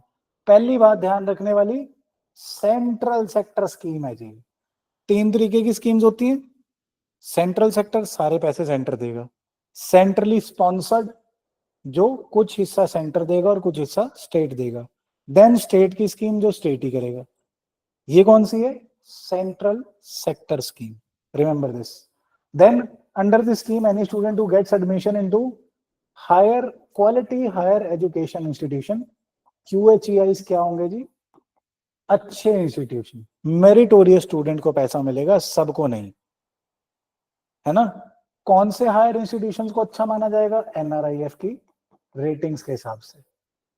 नेशनल रेटिंग फ्रेमवर्क है ना अपना, उसकी रेटिंग में जो हायर क्वालिटी इंस्टीट्यूशंस हैं फॉर हायर एजुकेशन, उसमें अगर आप एडमिशन लेना चाहते हैं तो विद्या लक्ष्मी स्कीम के अंदर आपको लोन मिलेगा। लोन तो मिलेगा, लोन के साथ क्रेडिट गारंटी मिलेगी। जब इकोनॉमिक्स पढ़ेंगे तो आपको समझ आएगा क्रेडिट गारंटी का क्या फायदा है, कि बैंक्स फिर आपको आसानी से लोन दे पाएंगे। क्रेडिट गारंटी इज बेसिकली, बिल्कुल सिंपल भाषा में, कि सपोज मैं लोन ले रहा हूं, मैं गरीब हूं, बट लेट्स से महिमा जी बहुत अमीर हैं। अब बैंक मेरे को नहीं लोन दे रहा कि ये तो गरीब है भाग जाएगा, बट महिमा टेक्स माई गारंटी कि अगर ये लोन लेके भाग गया तो मैं वापस करूंगी, and bank on her guarantee gives me loan. Similarly अगर सरकार गारंटी दे रही है, सरकार तो ऑब्वियसली सॉवरेन है, वो तो भागेगी नहीं, तो हेंस वो स्टूडेंट को लोन दे देगी। सो एक तो इसमें क्रेडिट गारंटी मिलेगी, साथ में अगर आपकी एनुअल इनकम आपकी फैमिली की 8 लाख से कम है तो आपको इंटरेस्ट सबवेंशन भी मिलेगी। ये कहने को वर्ड मुश्किल है बट है बड़ा simple. Interest subvention, what is it? Let's say मैंने बैंक से लोन लिया 100 रुपए का, बैंक ने बोला अच्छा बेटा 10% इंटरेस्ट है, मतलब मुझे वापस कितना करना है? 110 रुपए लॉजिकली। अब सरकार कहती है कि 4% इंटरेस्ट सबवेंशन मैं देती हूँ, मतलब इसमें से 4 रुपए 4% सरकार देगी। तो 100 रुपए लिया तो मुझे कितना देना है? 104, बाकी 6 रुपए कौन देगा? बैंक। सॉरी उल्टा हो गया, मेरे को 106 और 4 रुपए बैंक। इंटरेस्ट सबवेंशन इज कि कुछ पार्ट ऑफ इंटरेस्ट कोई और पार्टी देगी, over here the other party is government. इससे क्या होगा, मेरे लिए लोन सस्ता हो गया। इकोनॉमिक्स में एक्चुअली कोई बात है नहीं, हम वैसे ही डरते हैं उससे, क्योंकि समझाने वाला उसे सिंप्लीफाई नहीं करता तो हम डर जाते हैं, पता नहीं क्या है। But isn't it clearly making funds easily available to the students? Can we say that Vidya Lakshmi is for promotion of education through making funding easier? Isn't it? So दो तीन चीजें याद रखने वाली, कंसेप्ट तो आप समझ गए होंगे। दैट एक तो स्टूडेंट लोन के लिए, क्वालिटी हायर एजुकेशन के लिए। Number 1 point is this, central sector scheme है जी, इसको ध्यान रखना, ऐसी स्कीम में ना आ जाती है, पिछली बार आई है तो इस बार रिपीट हो सकती है। So Vidya Lakshmi scheme central sector scheme है जी। QHEIs में क्या मिलेगा, eligible to get collateral free, कि कुछ भी गिरवी नहीं रखना, collateral free means this, and guarantor free loan from banks and financial institutions to cover full amount of tuition fees and other expenses related to the course. PG का खर्चा नहीं दे रहे, ट्यूशन फीस दे रहे हैं, पीजी खर्चा भी साथ में देना चाहिए। मेरे ख्याल आज स्टूडेंट्स फ्रॉम अदर सिटीज, आपका लगभग ओवर द ईयर पीजी का खर्चा ज्यादा हो जाता होगा रादर देन कोचिंग और ट्यूशन फीस, कि नहीं? I think so. Anyhow, the scheme will be administered through a simple, transparent and student-friendly तरीका, इसको याद रखने की जरूरत नहीं। It will be applicable to the top quality higher educational institutions of the nation as determined by the NIRF ranking, including higher education institutions, government and private, that are ranked within top 100 in NIRF in overall category and domain specific ratings, rankings। अब देखो इतने सारे number हैं, ये कोशिश भी करोगे ना रट्टा मार लो तो बेवकूफी कर। और यूपीएससी भी ऐसा सवाल नहीं बनाता, यूपीएससी क्या चालाकी करता है, ध्यान से देखना, आपको स्टेटमेंट आएगी, consider the following statements about Vidya Lakshmi scheme, it is a central sector scheme, ठीक है। उसके बाद लिखा होगा that it covers government institutions but does not include private institutions. ऐसा सा सवाल आ चुका है, आई थिंक एनआरएचएम के बारे में आया था या आयुष्मान के बारे में आया था। सो स्कीम्स में they are not going to ask top 100 किसमें, किस कैटेगरी में 150। ये याद करते रहोगे तो मुद्दे की बात भूल जाओगे कि प्राइवेट भी कवर्ड है। प्राइवेट इंस्टीट्यूशंस की भी फीस, आपको ट्यूशन फीस इसके अंदर एज अ लोन मिल सकती है, don't worry at all. And list will be updated every year, obviously ये तो होना ही होना है, ये लॉजिक से निकल आएगा, रट्टा मारने की जरूरत नहीं है, आपको जस्ट पैटर्न और ट्रेंड समझने की जरूरत है। लोन प्रोविजन क्या है, for loan up to 7.5 lakhs the student will also be eligible for a credit guarantee of 75%। Guarantee 100 के 100 रुपए के नहीं देंगे, 75 रुपए के देंगे, right? This will give support to banks in making education loans available to the students. In addition, अगर family की इनकम 8 लाख से कम है, और आप ये ध्यान रखना आजकल सारी स्कीमों में ये आ रहा है, EWS में भी यही है, if you are not eligible for any other benefits under any other government scholarship or interest subvention schemes, only then 3% interest subvention will be done, right? आजकल एक दो चीजें सारी स्कीम्स में सही लग रही हैं, तुक्का मारना हो तो। एक तो रजिस्ट्रेशन कंपलसरी हर जगह, पोर्टल पे करो चाहे इधर करो, इवन कोचिंग में अब रजिस्ट्रेशन कंपलसरी हो गई है, रजिस्ट्रेशन कंपलसरी है। और ज्यादातर स्कीमों में ये है कि किसी और स्कीम का बेनिफिट नहीं मिल रहा तब इसका मिल रहा है। सो अगर ऐसी सी ऑप्शन आए, you should be sure, right? So interest subvention for loan up to 10 lakhs will also be provided during moratorium period. What is moratorium period? क्या होता है moratorium period? बहुत रहा था न्यूज में कोविड में, लॉजिक से बता दो, अरे बता दो यार। मोरेटोरियम क्या होगा, रोक लगाना। सपोज आप एजुकेशन लोन लेते हो, आपने लॉ करना है, 5 साल का या 3 साल का लॉ है, लेट से 3 साल का कर रहे हैं, तो अब मैंने लोन ले लिया कि भैया मेरी 2 लाख रुपए साल फीस है, 3 साल की 6 लाख होगी तो 2-2 लाख करके दे देना। बट अभी तो मैं पढ़ रहा हूं ना, how would I be able to pay the loan? So education loans में ये होता है कि पहले आप पढ़ लो, पढ़ने के बाद भी 6 महीने साल का पीरियड मिलता है, उसके बाद पे करना। तो आपने लोन ले लिया बट अभी आप कुछ उसका पे नहीं कर रहे, दैट इज मोरेटोरियम पीरियड. ना इंटरेस्ट ना प्रिंसिपल, कोई किस्त नहीं दे रहे, दैट इज मोरेटोरियम पीरियड. सही. सो ऐसे कोविड के ड्यूरिंग क्यों न्यूज में रहा था? बिकॉज कोविड आ गया, बहुत सारे दुकानदारों ने लोन लिए हुए थे, वो कहाँ से दें किस्तें, दुकान तो चल नहीं रही, बंद पड़ी है. वन ऑफ दी ये यूनिवर्सिटी में स्टूडेंट सेंटर है, वहां पे एक मार्केट में दुकान थी, बहुत अच्छी चलती थी, बट लोन उठाया था, बेचारे ने सुसाइड कर लिया कोविड में. फिर मोरेटोरियम पीरियड शुरू हुई कि भाई जब तक नहीं खुल रहा ये लॉकडाउन, तब तक मोरेटोरियम रखो. खुलने के बाद भी नहीं चल रहा, कोई बात नहीं, तो काफी सारे बैंक्स ने मोरेटोरियम्स दिए, right. Then interest subvention support will be given to 1 lakh students every year. Preference will be given to students who are from government institutions and have opted for technical or professional courses. Only preference. ऐसा नहीं है कि सिर्फ इन्हें मिलेगा. Then an outlay of 3600 crore has been made during 2024-25 से लेके 2030-31 तक. ये स्कीम का फंक्शनिंग टेन्योर है और इतना आउटले है. यूपीएससी कैसे खेलता है, ऐसे 3,60,000 कर देगा. ये मनरेगा के बारे में आया था. 4,000 को 4,100 नहीं करता है, 4,000 को 4 लाख कर देता है. कि आपको इतनी सी सेंस है कि इतना बड़ा तो जीडीपी नहीं है कि एक स्कीम को 3,60,000 करोड़ दे देंगे, और वो भी एक ही सेक्टर स्पेसिफिक को, राइट, और वो भी एक ही साल में. That's not possible. Then department of higher education will have unified portal PM Vidya Lakshmi. नाम से मैं तो सवाल नहीं बनता. विद्या लक्ष्मी स्कीम का कौन सा पोर्टल है? विद्या लक्ष्मी कोई भी बता देगा. So no need to learn that. Portal होगा ही होगा. Then payment of interest subvention will be made through e-vouchers and central bank digital currency wallets. ये इकोनॉमिक्स में जरूर देखेंगे, डिजिटल करेंसी पे आजकल सवाल एक आध बन रहा है. आई थिंक लास्ट ईयर बना था, है ना, digital currency, virtual assets, metaverse, इस पे बहुत सारे सवाल हैं. ये सिंपल सा एक डेटा है नेक्स्ट न्यूज में. ये टाइगर जिंदा है मूवी में था, ये टाइगर श्रॉफ है, और ये दीपिका पादुकोण है. What is the news over here? Ranthambore tiger reserve से. रणथंभौर टाइगर रिजर्व कहाँ पे है? जितने रॉयल से नाम है ना, ये सारे राजस्थान में. याद करने के तरीके में भी ध्यान रखना, जितने रॉयल बड़े बड़े भारी भारी नाम है, यूजली राजस्थान में. सो रणथंभौर टाइगर रिजर्व में 25 टाइगर्स लगभग मिसिंग हैं. 25 टाइगर गायब हो गए हैं.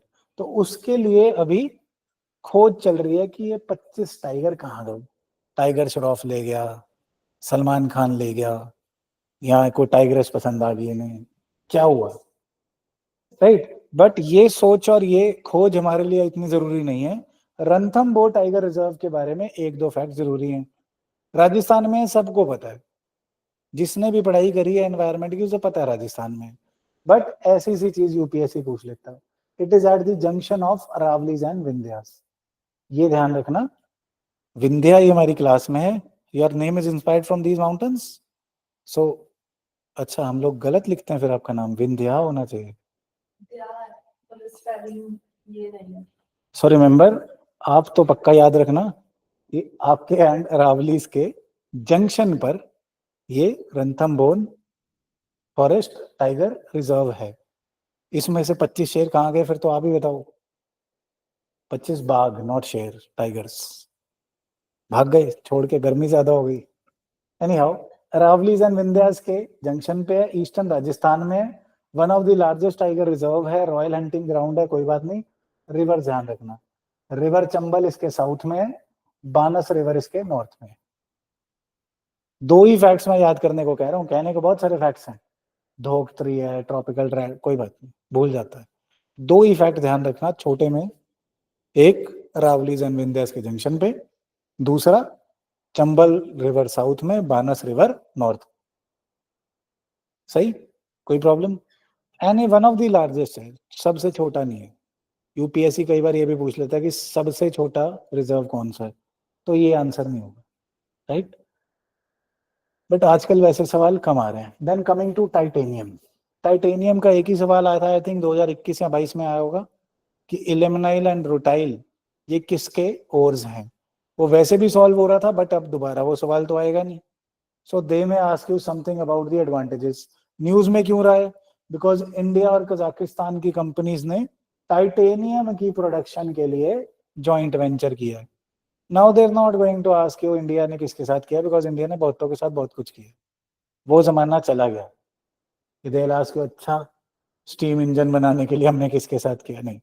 जमाने को जमाने के हिसाब से टैकल करना चाहिए। अब they are going to ask you what they have already asked कि two prime commercial minerals are ilmenite and rutile. पर ये तो हो गया, दोबारा थोड़ी आएगा ये, ज्यादा से ज्यादा गलत ऑप्शन में आ जाएगा, या 8-10 साल बाद आ जाएगा, अभी नहीं आता।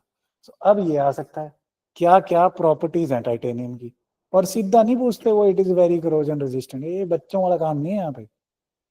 दे will give you which among the following, या सिंपल बनाना होगा, which among the following is most likely to get corroded.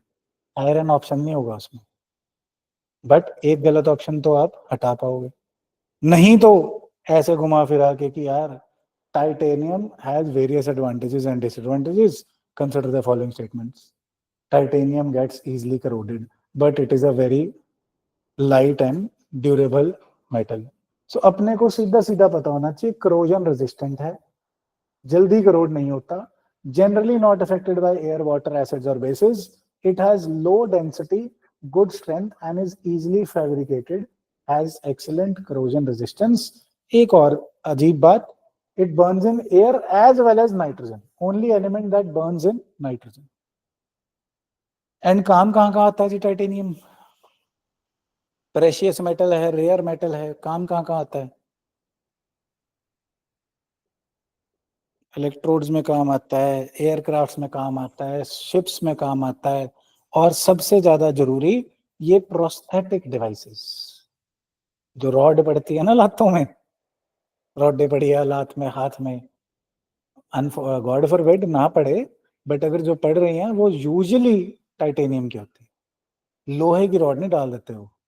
लोहा तो अंदर खून में पानी है, उससे जंग खा जाएगा, और पता लगा भाई लात में रॉड डाली थी, वो पानी से भुर गई और बंदे को फ्रैक्चर नहीं, जंग लग गया अंदर से। फिर बोल रहे क्या कर रहे हैं, जो सर्जरी करके पेंट कर रहे हैं अंदर से, पेंट में लेड था फिर दिमाग खराब हो गया। सो हेंस यूजुअली जो प्रोस्थेटिक डिवाइसेस होती हैं जो हमारी शरीर के अंदर जा रही हैं वो टाइटेनियम की होती हैं, because titanium does not react with flesh और other tissues of the body. Although बहुत बहुत ज्यादा पेनफुल होती हैं सर्जरीज, बट अगर एक बार सक्सेसफुली हो जाए तो 5-7 साल बाद बंदा नॉर्मल हो जाता है, टाइटेनियम की हड्डी से चलने लगता है, but they are very painful, कभी ना ही हुए तो अच्छा है। Right, then digital arrest scams, इसमें जस्ट एक कहानी सुनानी है मेरे को प्राइमरली। हो क्या रहा है, nobody is not everybody is as harmless. Pictures अच्छी लगाते हैं ना, इट इज, इट की शी बोलना, इसे बोलना तो इंग्लिश वाइज तो इट चाहिए, बट आजकल शी बोलने का ट्रेंड हो गया कि एनिमल्स को रिस्पेक्ट करो। सो इसमें क्या हो रहा है, आजकल एक नया स्कैम चल रहा है, जनहित में जारी संदेश भी है ये, कि एक तो पुराने स्कैम हो गए ना, click on the link, Telegram पे मैसेज आ जाना कि these are your younger time photos, your videos have been uploaded over here, click the link. कभी नहीं करना उसके। टेक्स्ट मैसेज पे आए हुए लिंक को तो मैं क्लिक करता ही नहीं, चाहे मेरे बैंक के बंदे ने भेजा हो व्हाट्सएप कर, मैं नहीं करता टेक्स्ट मैसेज के लिंक को क्लिक, जो मर्जी हो जाए, है ना। कल को बोल दे मैंने तो सही करा था भाई साहब, अब गलत हो रहा है, वो सारा बैंक खाली हो गया, वो क्लास में पढ़ा के ऐसी फोटो में लगा के पैसे कमाए थे, 1 मिनट में गए फिर। सो रादर देन दैट, अब एक नई स्कीम आई है, लिंक पे तो क्लिक करना ही नहीं, यू रिमेंबर दैट, है ना, खासकर उस फोन से या डिवाइस से जिससे आपकी फाइनेंशियल चीजें लिंक्ड हैं। आजकल क्या हो रहा है, आजकल आपको फोन आता है कि मैं सीबीआई से बोल रहा हूँ। स्पेशल 26 मूवी देखी है?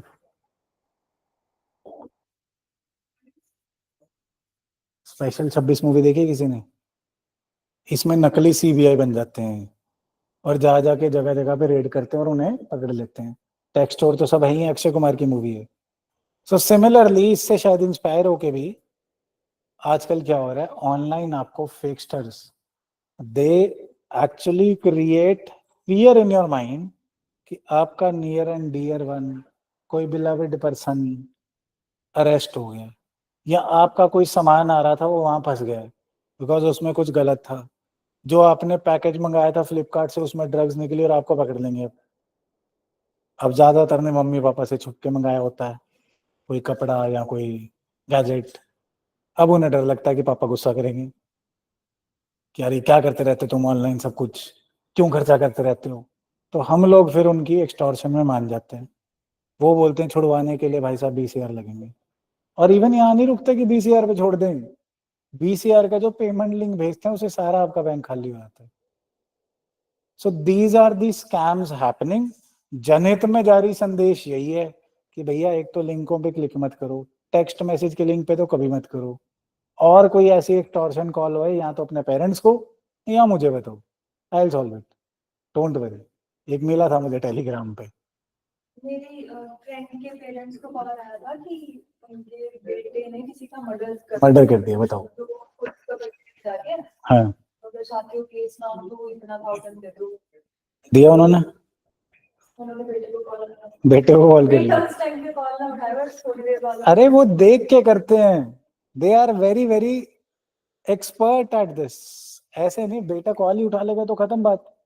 And what happened with me कि फोन पे पे मेरे ट्रांजैक्शन हिस्ट्री में आ गया कि someone transacted me 2000 रुपीज, और मुझे कॉल आता है कि गलती से मैं हॉस्पिटल में हूँ, गलती से मेरे से आपके नंबर पे हो गया, मुझे बड़ी जरूरत है, प्लीज कर दो ट्रांसफर। कितने चालाक है, मतलब ऐसे ही बोल दिया नकली सा कि आपको 50 रुपए दे दिए। पूरा कॉल पे मैं तो बहुत अर्जेंसी में हूँ, प्लीज कर दो ये वो। हो रहा है ऐसे, मुझे तो even every week Telegram app पे कोई प्रॉब्लम है या इजीली हैक हो जाता है, एवरी वीक मुझे किसी ना किसी स्टूडेंट के नंबर से मैसेज आया होता है, these are your young time photos, please click on the link. अभी कल परसों भी आया था किसी का। उनको ये कैसे पता चले इस पर्टिकुलर अकाउंट में इतना अमाउंट है, मुझे काफी अमाउंट। नहीं, वो तो फिर जब आपकी इंफॉर्मेशन ले लेते हैं फिर निकलवाते हैं ना, उन्हें पहले नहीं पता होता। और एक और चीज है, अभी साइंस में हम बात करेंगे कभी ना कभी, कि जो हम अभी फाइनेंशियल इंफॉर्मेशन पासवर्ड्स के थ्रू या यूपीआई के थ्रू पे कर रहे हैं, इसकी जो इंक्रिप्शन है, मतलब समझाऊंगा इंक्रिप्शन वगैरह भी, बट ये मानो जो हम सिक्योर ट्रांजैक्शन कर पा रहे हैं ना, कि मैंने लेट्स से इन्होंने पैसा मुझे भेजना था फीस, तो इन्होंने फीस मुझे पे करी, मुझे ही आ गई, तो कुछ ना कुछ उसमें इंक्रिप्शन है कि मेरी फीस मुझे ही आ रही है और किसी को नहीं जा रही, कोई बीच में चुरा नहीं सकता। तो सीक्रेटिव ट्रांसफर ऑफ इंफॉर्मेशन, जितने सिस्टम्स हमारे बैंक्स के हैं, जितने सिस्टम्स हमारे, सारी जगह सिक्योरिटी है। अगर क्वांटम कंप्यूटिंग को सही से चला दिया गया तो ये सारे फेल हो जाएंगे। इसीलिए हम क्वांटम कंप्यूटर, चाइना बहुत आगे भाग रहा है, हम चाह रहे हैं कि क्वांटम कंप्यूटिंग वो पहले चलाएं, उससे पहले हम भी सीख जाएं। बिकॉज अगर क्वांटम कंप्यूटिंग चल पड़ी तो उसकी स्पीड इतनी ज्यादा है कि जो हम लोग ये इंक्रिप्शन के कोड्स बनाते हैं वो 2 मिनट में तोड़ दें। एनीबडी को then steal into our banks. ऐसा भी हो सकता है कि चाइना सारा पैसा उठा के ले जाए। That's why I actually love teaching science, because science में कुछ ऐसी बातें हैं जो हम सोच भी नहीं सकते बट सच हो सकती हैं। फॉर एग्जाम्पल, जब से ग्रेविटेशनल वेव्स मिली हैं, इट माइट बी ट्रू कि जो हम बचपन में कार्टून नेटवर्क में देखते थे, टाइम ट्रेवल, कि टाइम में पीछे चले गए, time clock, that might become true. कैसे, वो कभी साइंस की डिटेल में देखेंगे, but it is very very good, right. चलो anyhow, so digital arrest scams में यार 2-3 डिटेल्स ही बतानी है कि इन्फोर्समेंट डायरेक्टरेट ने पीएमएलए के अंडर किया तो है लोगों को अरेस्ट, बट हमें देखने की क्या चीज है, there is this center made I4C। ऐसी सी सवाल बहुत आ जाते हैं। I4C क्या है? This is Indian cyber crime coordination centre. इसके ऊपर सवाल ना आ जाए, that's why this thing. Mains में हम लोग लिखेंगे इस पे कि यार साइबर क्राइम्स हो रहे हैं, साइबर हाइजीन रखना चाहिए, एक्सेट्रा एक्सेट्रा, वो मेंशन्ड है, बट अपने लिए ये इंपॉर्टेंट है, I4C what is it? Indian cyber crime coordination centre. इसके बारे में क्या है? It is an initiative under the ministry of home affairs. Home affairs ministry में dealing with obviously cyber crime, focusing on all issues related to cyber crime, याद करने के लिए जरूरत नहीं है। Improving coordination between law enforcement agencies, driving change in India's overall capability to tackle cyber crime. It was dedicated to the nation in January 2020. आजकल date के साथ भी आ जाता है, तो इस स्लाइड पे 2 ही फैक्ट याद रखने वाले। I4C is with Ministry of Home Affairs and was started in January 2020 and to act as the nodal point to curb cyber crime in the country. ये obviously याद करने वाली चीजें नहीं है। To strengthen the fight against cyber crime, to facilitate easy filing of cyber crime complaints, major initiatives, इसको ध्यान रखना थोड़ा। National cyber crime reporting portal इन्होंने ही बनाया है, I4C ने। उसके बाद citizen financial cyber fraud reporting and management system भी इन्होंने बनाया। नेशनल टोल फ्री नंबर, ये जनहित में भी जारी है, 1930 पे रिपोर्ट करने हैं साइबर क्राइम्स, I4C के पास जाएंगे। National cyber forensic laboratory, state of art facility has been set up by this, right. So ये चीजें थोड़ी सी ध्यान रखने वाली हैं। साइट्रेन जो अपना पोर्टल है ऑब्वियसली साइबर है, ये तो वर्ड ही बता रहा है, CY इज साइबर, ऐसे गेस वेस करते रहना साथ में। साइबर दोस्त हैंडल भी है, ये किसी ने देखा आज तक साइबर दोस्त on various social media platforms? मैंने तो आज तक नहीं देखा, although I don't use social media that much, but probably कोई स्नैपचैट या इंस्टाग्राम साइबर दोस्त, कोई नहीं है साइबर दोस्त। साइबर दोस्तियां तो बहुत हैं, साइबर दोस्त नहीं है ना। Anyhow, so what are digital arrest scams? Digital arrest scams, I told you the story, क्या हो रहा है? Online fraud which scammers deceive the person by impersonating law enforcement agencies. जैसे अभी मैडम ने बताया कि बताया गया कि हम पुलिस से बोल रहे हैं और आपका लड़के ने मर्डर किया, वैसे ही आपका लड़का अरेस्ट हो गया और लड़के का फोन कर दिया आर्टिफिशियली बंद। वो फोन करी, अरे लड़के का फोन नहीं मिल रहा, पैसे भेज रहे।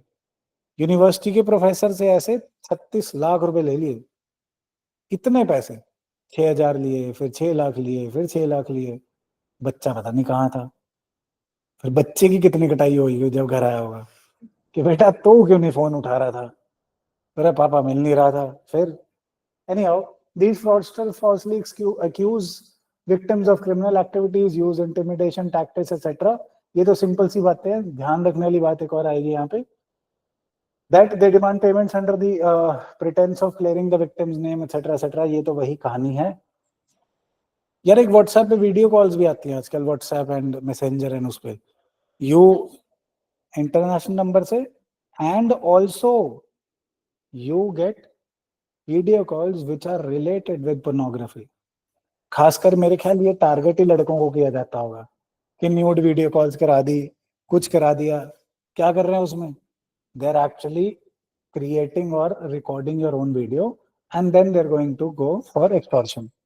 गांधी जी के 7 sins याद है, which he says 7 sins of life, वो एक बारी जरूर पढ़ना एथिक्स में, मैं तो पढ़ाऊंगा ही।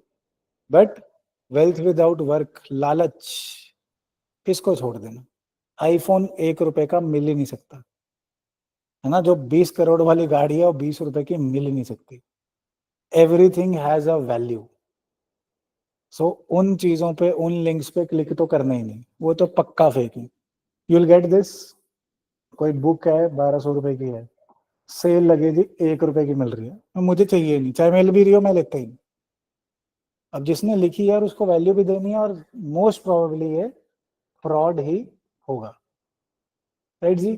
देन फॉलोइंग पीएम मोदी साहब ने I4C के थ्रू एड्रेस भी किया है कि हमें digital scams and digital arrest से बच के रहना है। अक्टूबर में Mann Ki Baat, there was one more term to it, I am finding that, just a minute. अपना प्रोसिक्यूशन कंप्लेंट होएगी, प्रिवेंशन ऑफ मनी लॉन्ड्रिंग में होएगी, डेफिनेटली होएगी। They use WhatsApp groups. There was 2 terms to it. Just a minute. Mule account एक और थी इसमें यार, just a minute, इधर होएगी।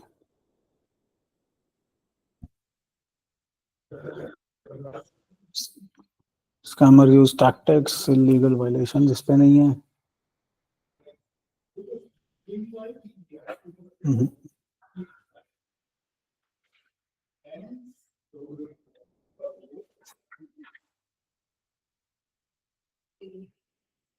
आगे है क्या? Just a minute. There was digital arrest, ठीक है, fund regularization, ठीक है, shell companies। shell companies क्या होता है हम लोग समझते हैं? What is a shell company? हाँ। क्यों करते हैं सर? जब आप लोग भी सिविल सर्वेंट हो जाएंगे शेल कंपनी बनाएंगे, देख लेना कहीं मुझे डायरेक्टर बनाया हो, नकली स्टैम्प बनाई हो, है ना। तो शेल कंपनीज भी understand. Mule accounts are type of accounts, ये पिछली बार ऐसा न्यूज में आया था ना, collateral transfer borrowing is related with what, तो इसमें दोबारा भी आ सकता है mule accounts are related with what. तो mule accounts are basically fake accounts, right, fake accounts using used to transfer the proceeds of laundered money or hawala money outside India. Right जी, this was what I was looking for, pig butchery. Pig butchering बहुत ही तगड़ा scam है आजकल, जब से वो add आने लगी है म्यूचुअल फंड सही है, फाइनेंशियल लिटरेसी हमें कम है, and we say half knowledge is a very dangerous thing. So अब हमें क्या करा जाता है, हर कोई चाहता है स्टॉक मार्केट में पैसा लगा दूं, नई नई सैलरी लगी है 30 35 40 50 हजार, तो इसमें से कुछ फेंक दूं, या मम्मी पापा 30 40 हजार खर्चा तो भेजते हैं, इसमें से कुछ इन्वेस्ट कर लूं. सो उसमें हम कहाँ फंस जाते हैं, बात फिलोसफिकली वही है, लालच में. But these pig butchering method, paper में तो सीधा आता है पिग बुचरिंग किससे रिलेटेड है, दे प्रॉमिस वेरी हाई रिटर्न्स. ये मेरा एक स्टूडेंट फंस गया था बेचारा, उसको बड़ी मुश्किल निकाला. मुझे भी बोल रहा था सर सिर्फ 10 हजार देने हैं, और करना पता क्या है, जस्ट आपने यूट्यूब पे जाके वीडियोस को लाइक करना है, वीडियो को लाइक करना, आपको पैसे मिलेंगे. मैं क्या दिमाग खराब है आपका यार, लाइक करने को भी पैसे होते हैं, अगर होंगे भी तो कोई 5-10 पैसे होंगे, 20 पैसे होंगे, वो पेड क्लिक्स ठीक है, बट इतने ज्यादा पैसे.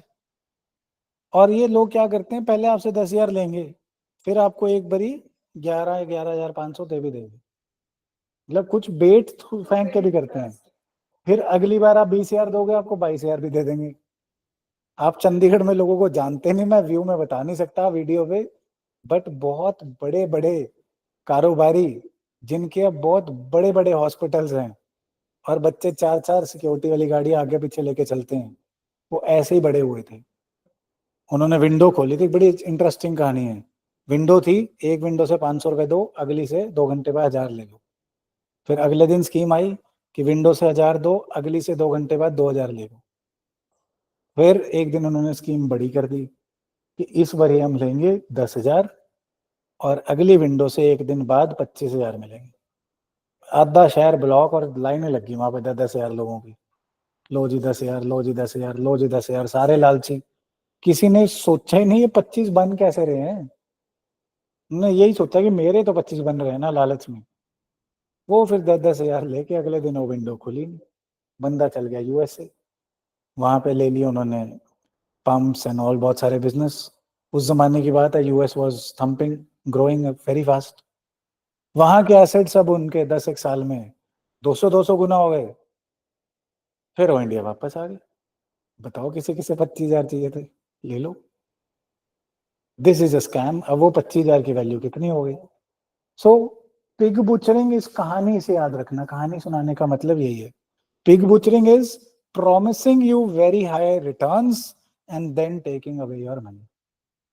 So what is it related with? It is related with financial fraud, where high returns are promised and the money is embezzled. Pig butchering and mule accounts. ये mule accounts abroad भेजने में काम आते हैं पैसे को, ये embezzle करने को काम आते हैं. पिग, आप इसमें हम पिग हुए, हमें बुच्चर कर देते हैं, मार देते हैं, हमारा पैसा मार लेते. ध्यान रखना ये दो टर्म्स, राइट. देन इसके बाद obviously this is the question, ये आपको पीडीएफ भी मिल जाएगी, अभी नहीं लिखना, अगली बार लिख के ले आना. I will evaluate. मेरा प्रधानमंत्री जब डोनाल्ड ट्रंप बोलता है तो मैं भी डोनाल्ड ट्रंप बोलूंगा. डोनाल्ड ट्रंप री इलेक्ट हो गए. It provides both charms and challenges for India. क्या क्या फर्क हो सकता है, क्या अच्छा क्या बुरा हो सकता है, इसको 200 वर्ड्स में आप लिखेंगे. नेक्स्ट टाइम इसे चाहे मेरे ईमेल पे मेल कर दें, चाहे फिजिकली कॉपी चेक करा लें, चाहे व्हाट्सएप कर दें, जैसे मर्जी. बट अगर लिखेंगे तो धीरे धीरे धीरे धीरे प्रैक्टिस होते होते हमारे आंसर्स बेटर हो जाएंगे, right. Will discuss it next time. अभी के लिए सी यू नेक्स्ट वीक. ठीक है जी, thank you everybody, God bless you all. सारे तरक्कियां करो, सिविल सर्वेंट बनो. हम फोटो फिर भी नहीं लगाएंगे. Thank you.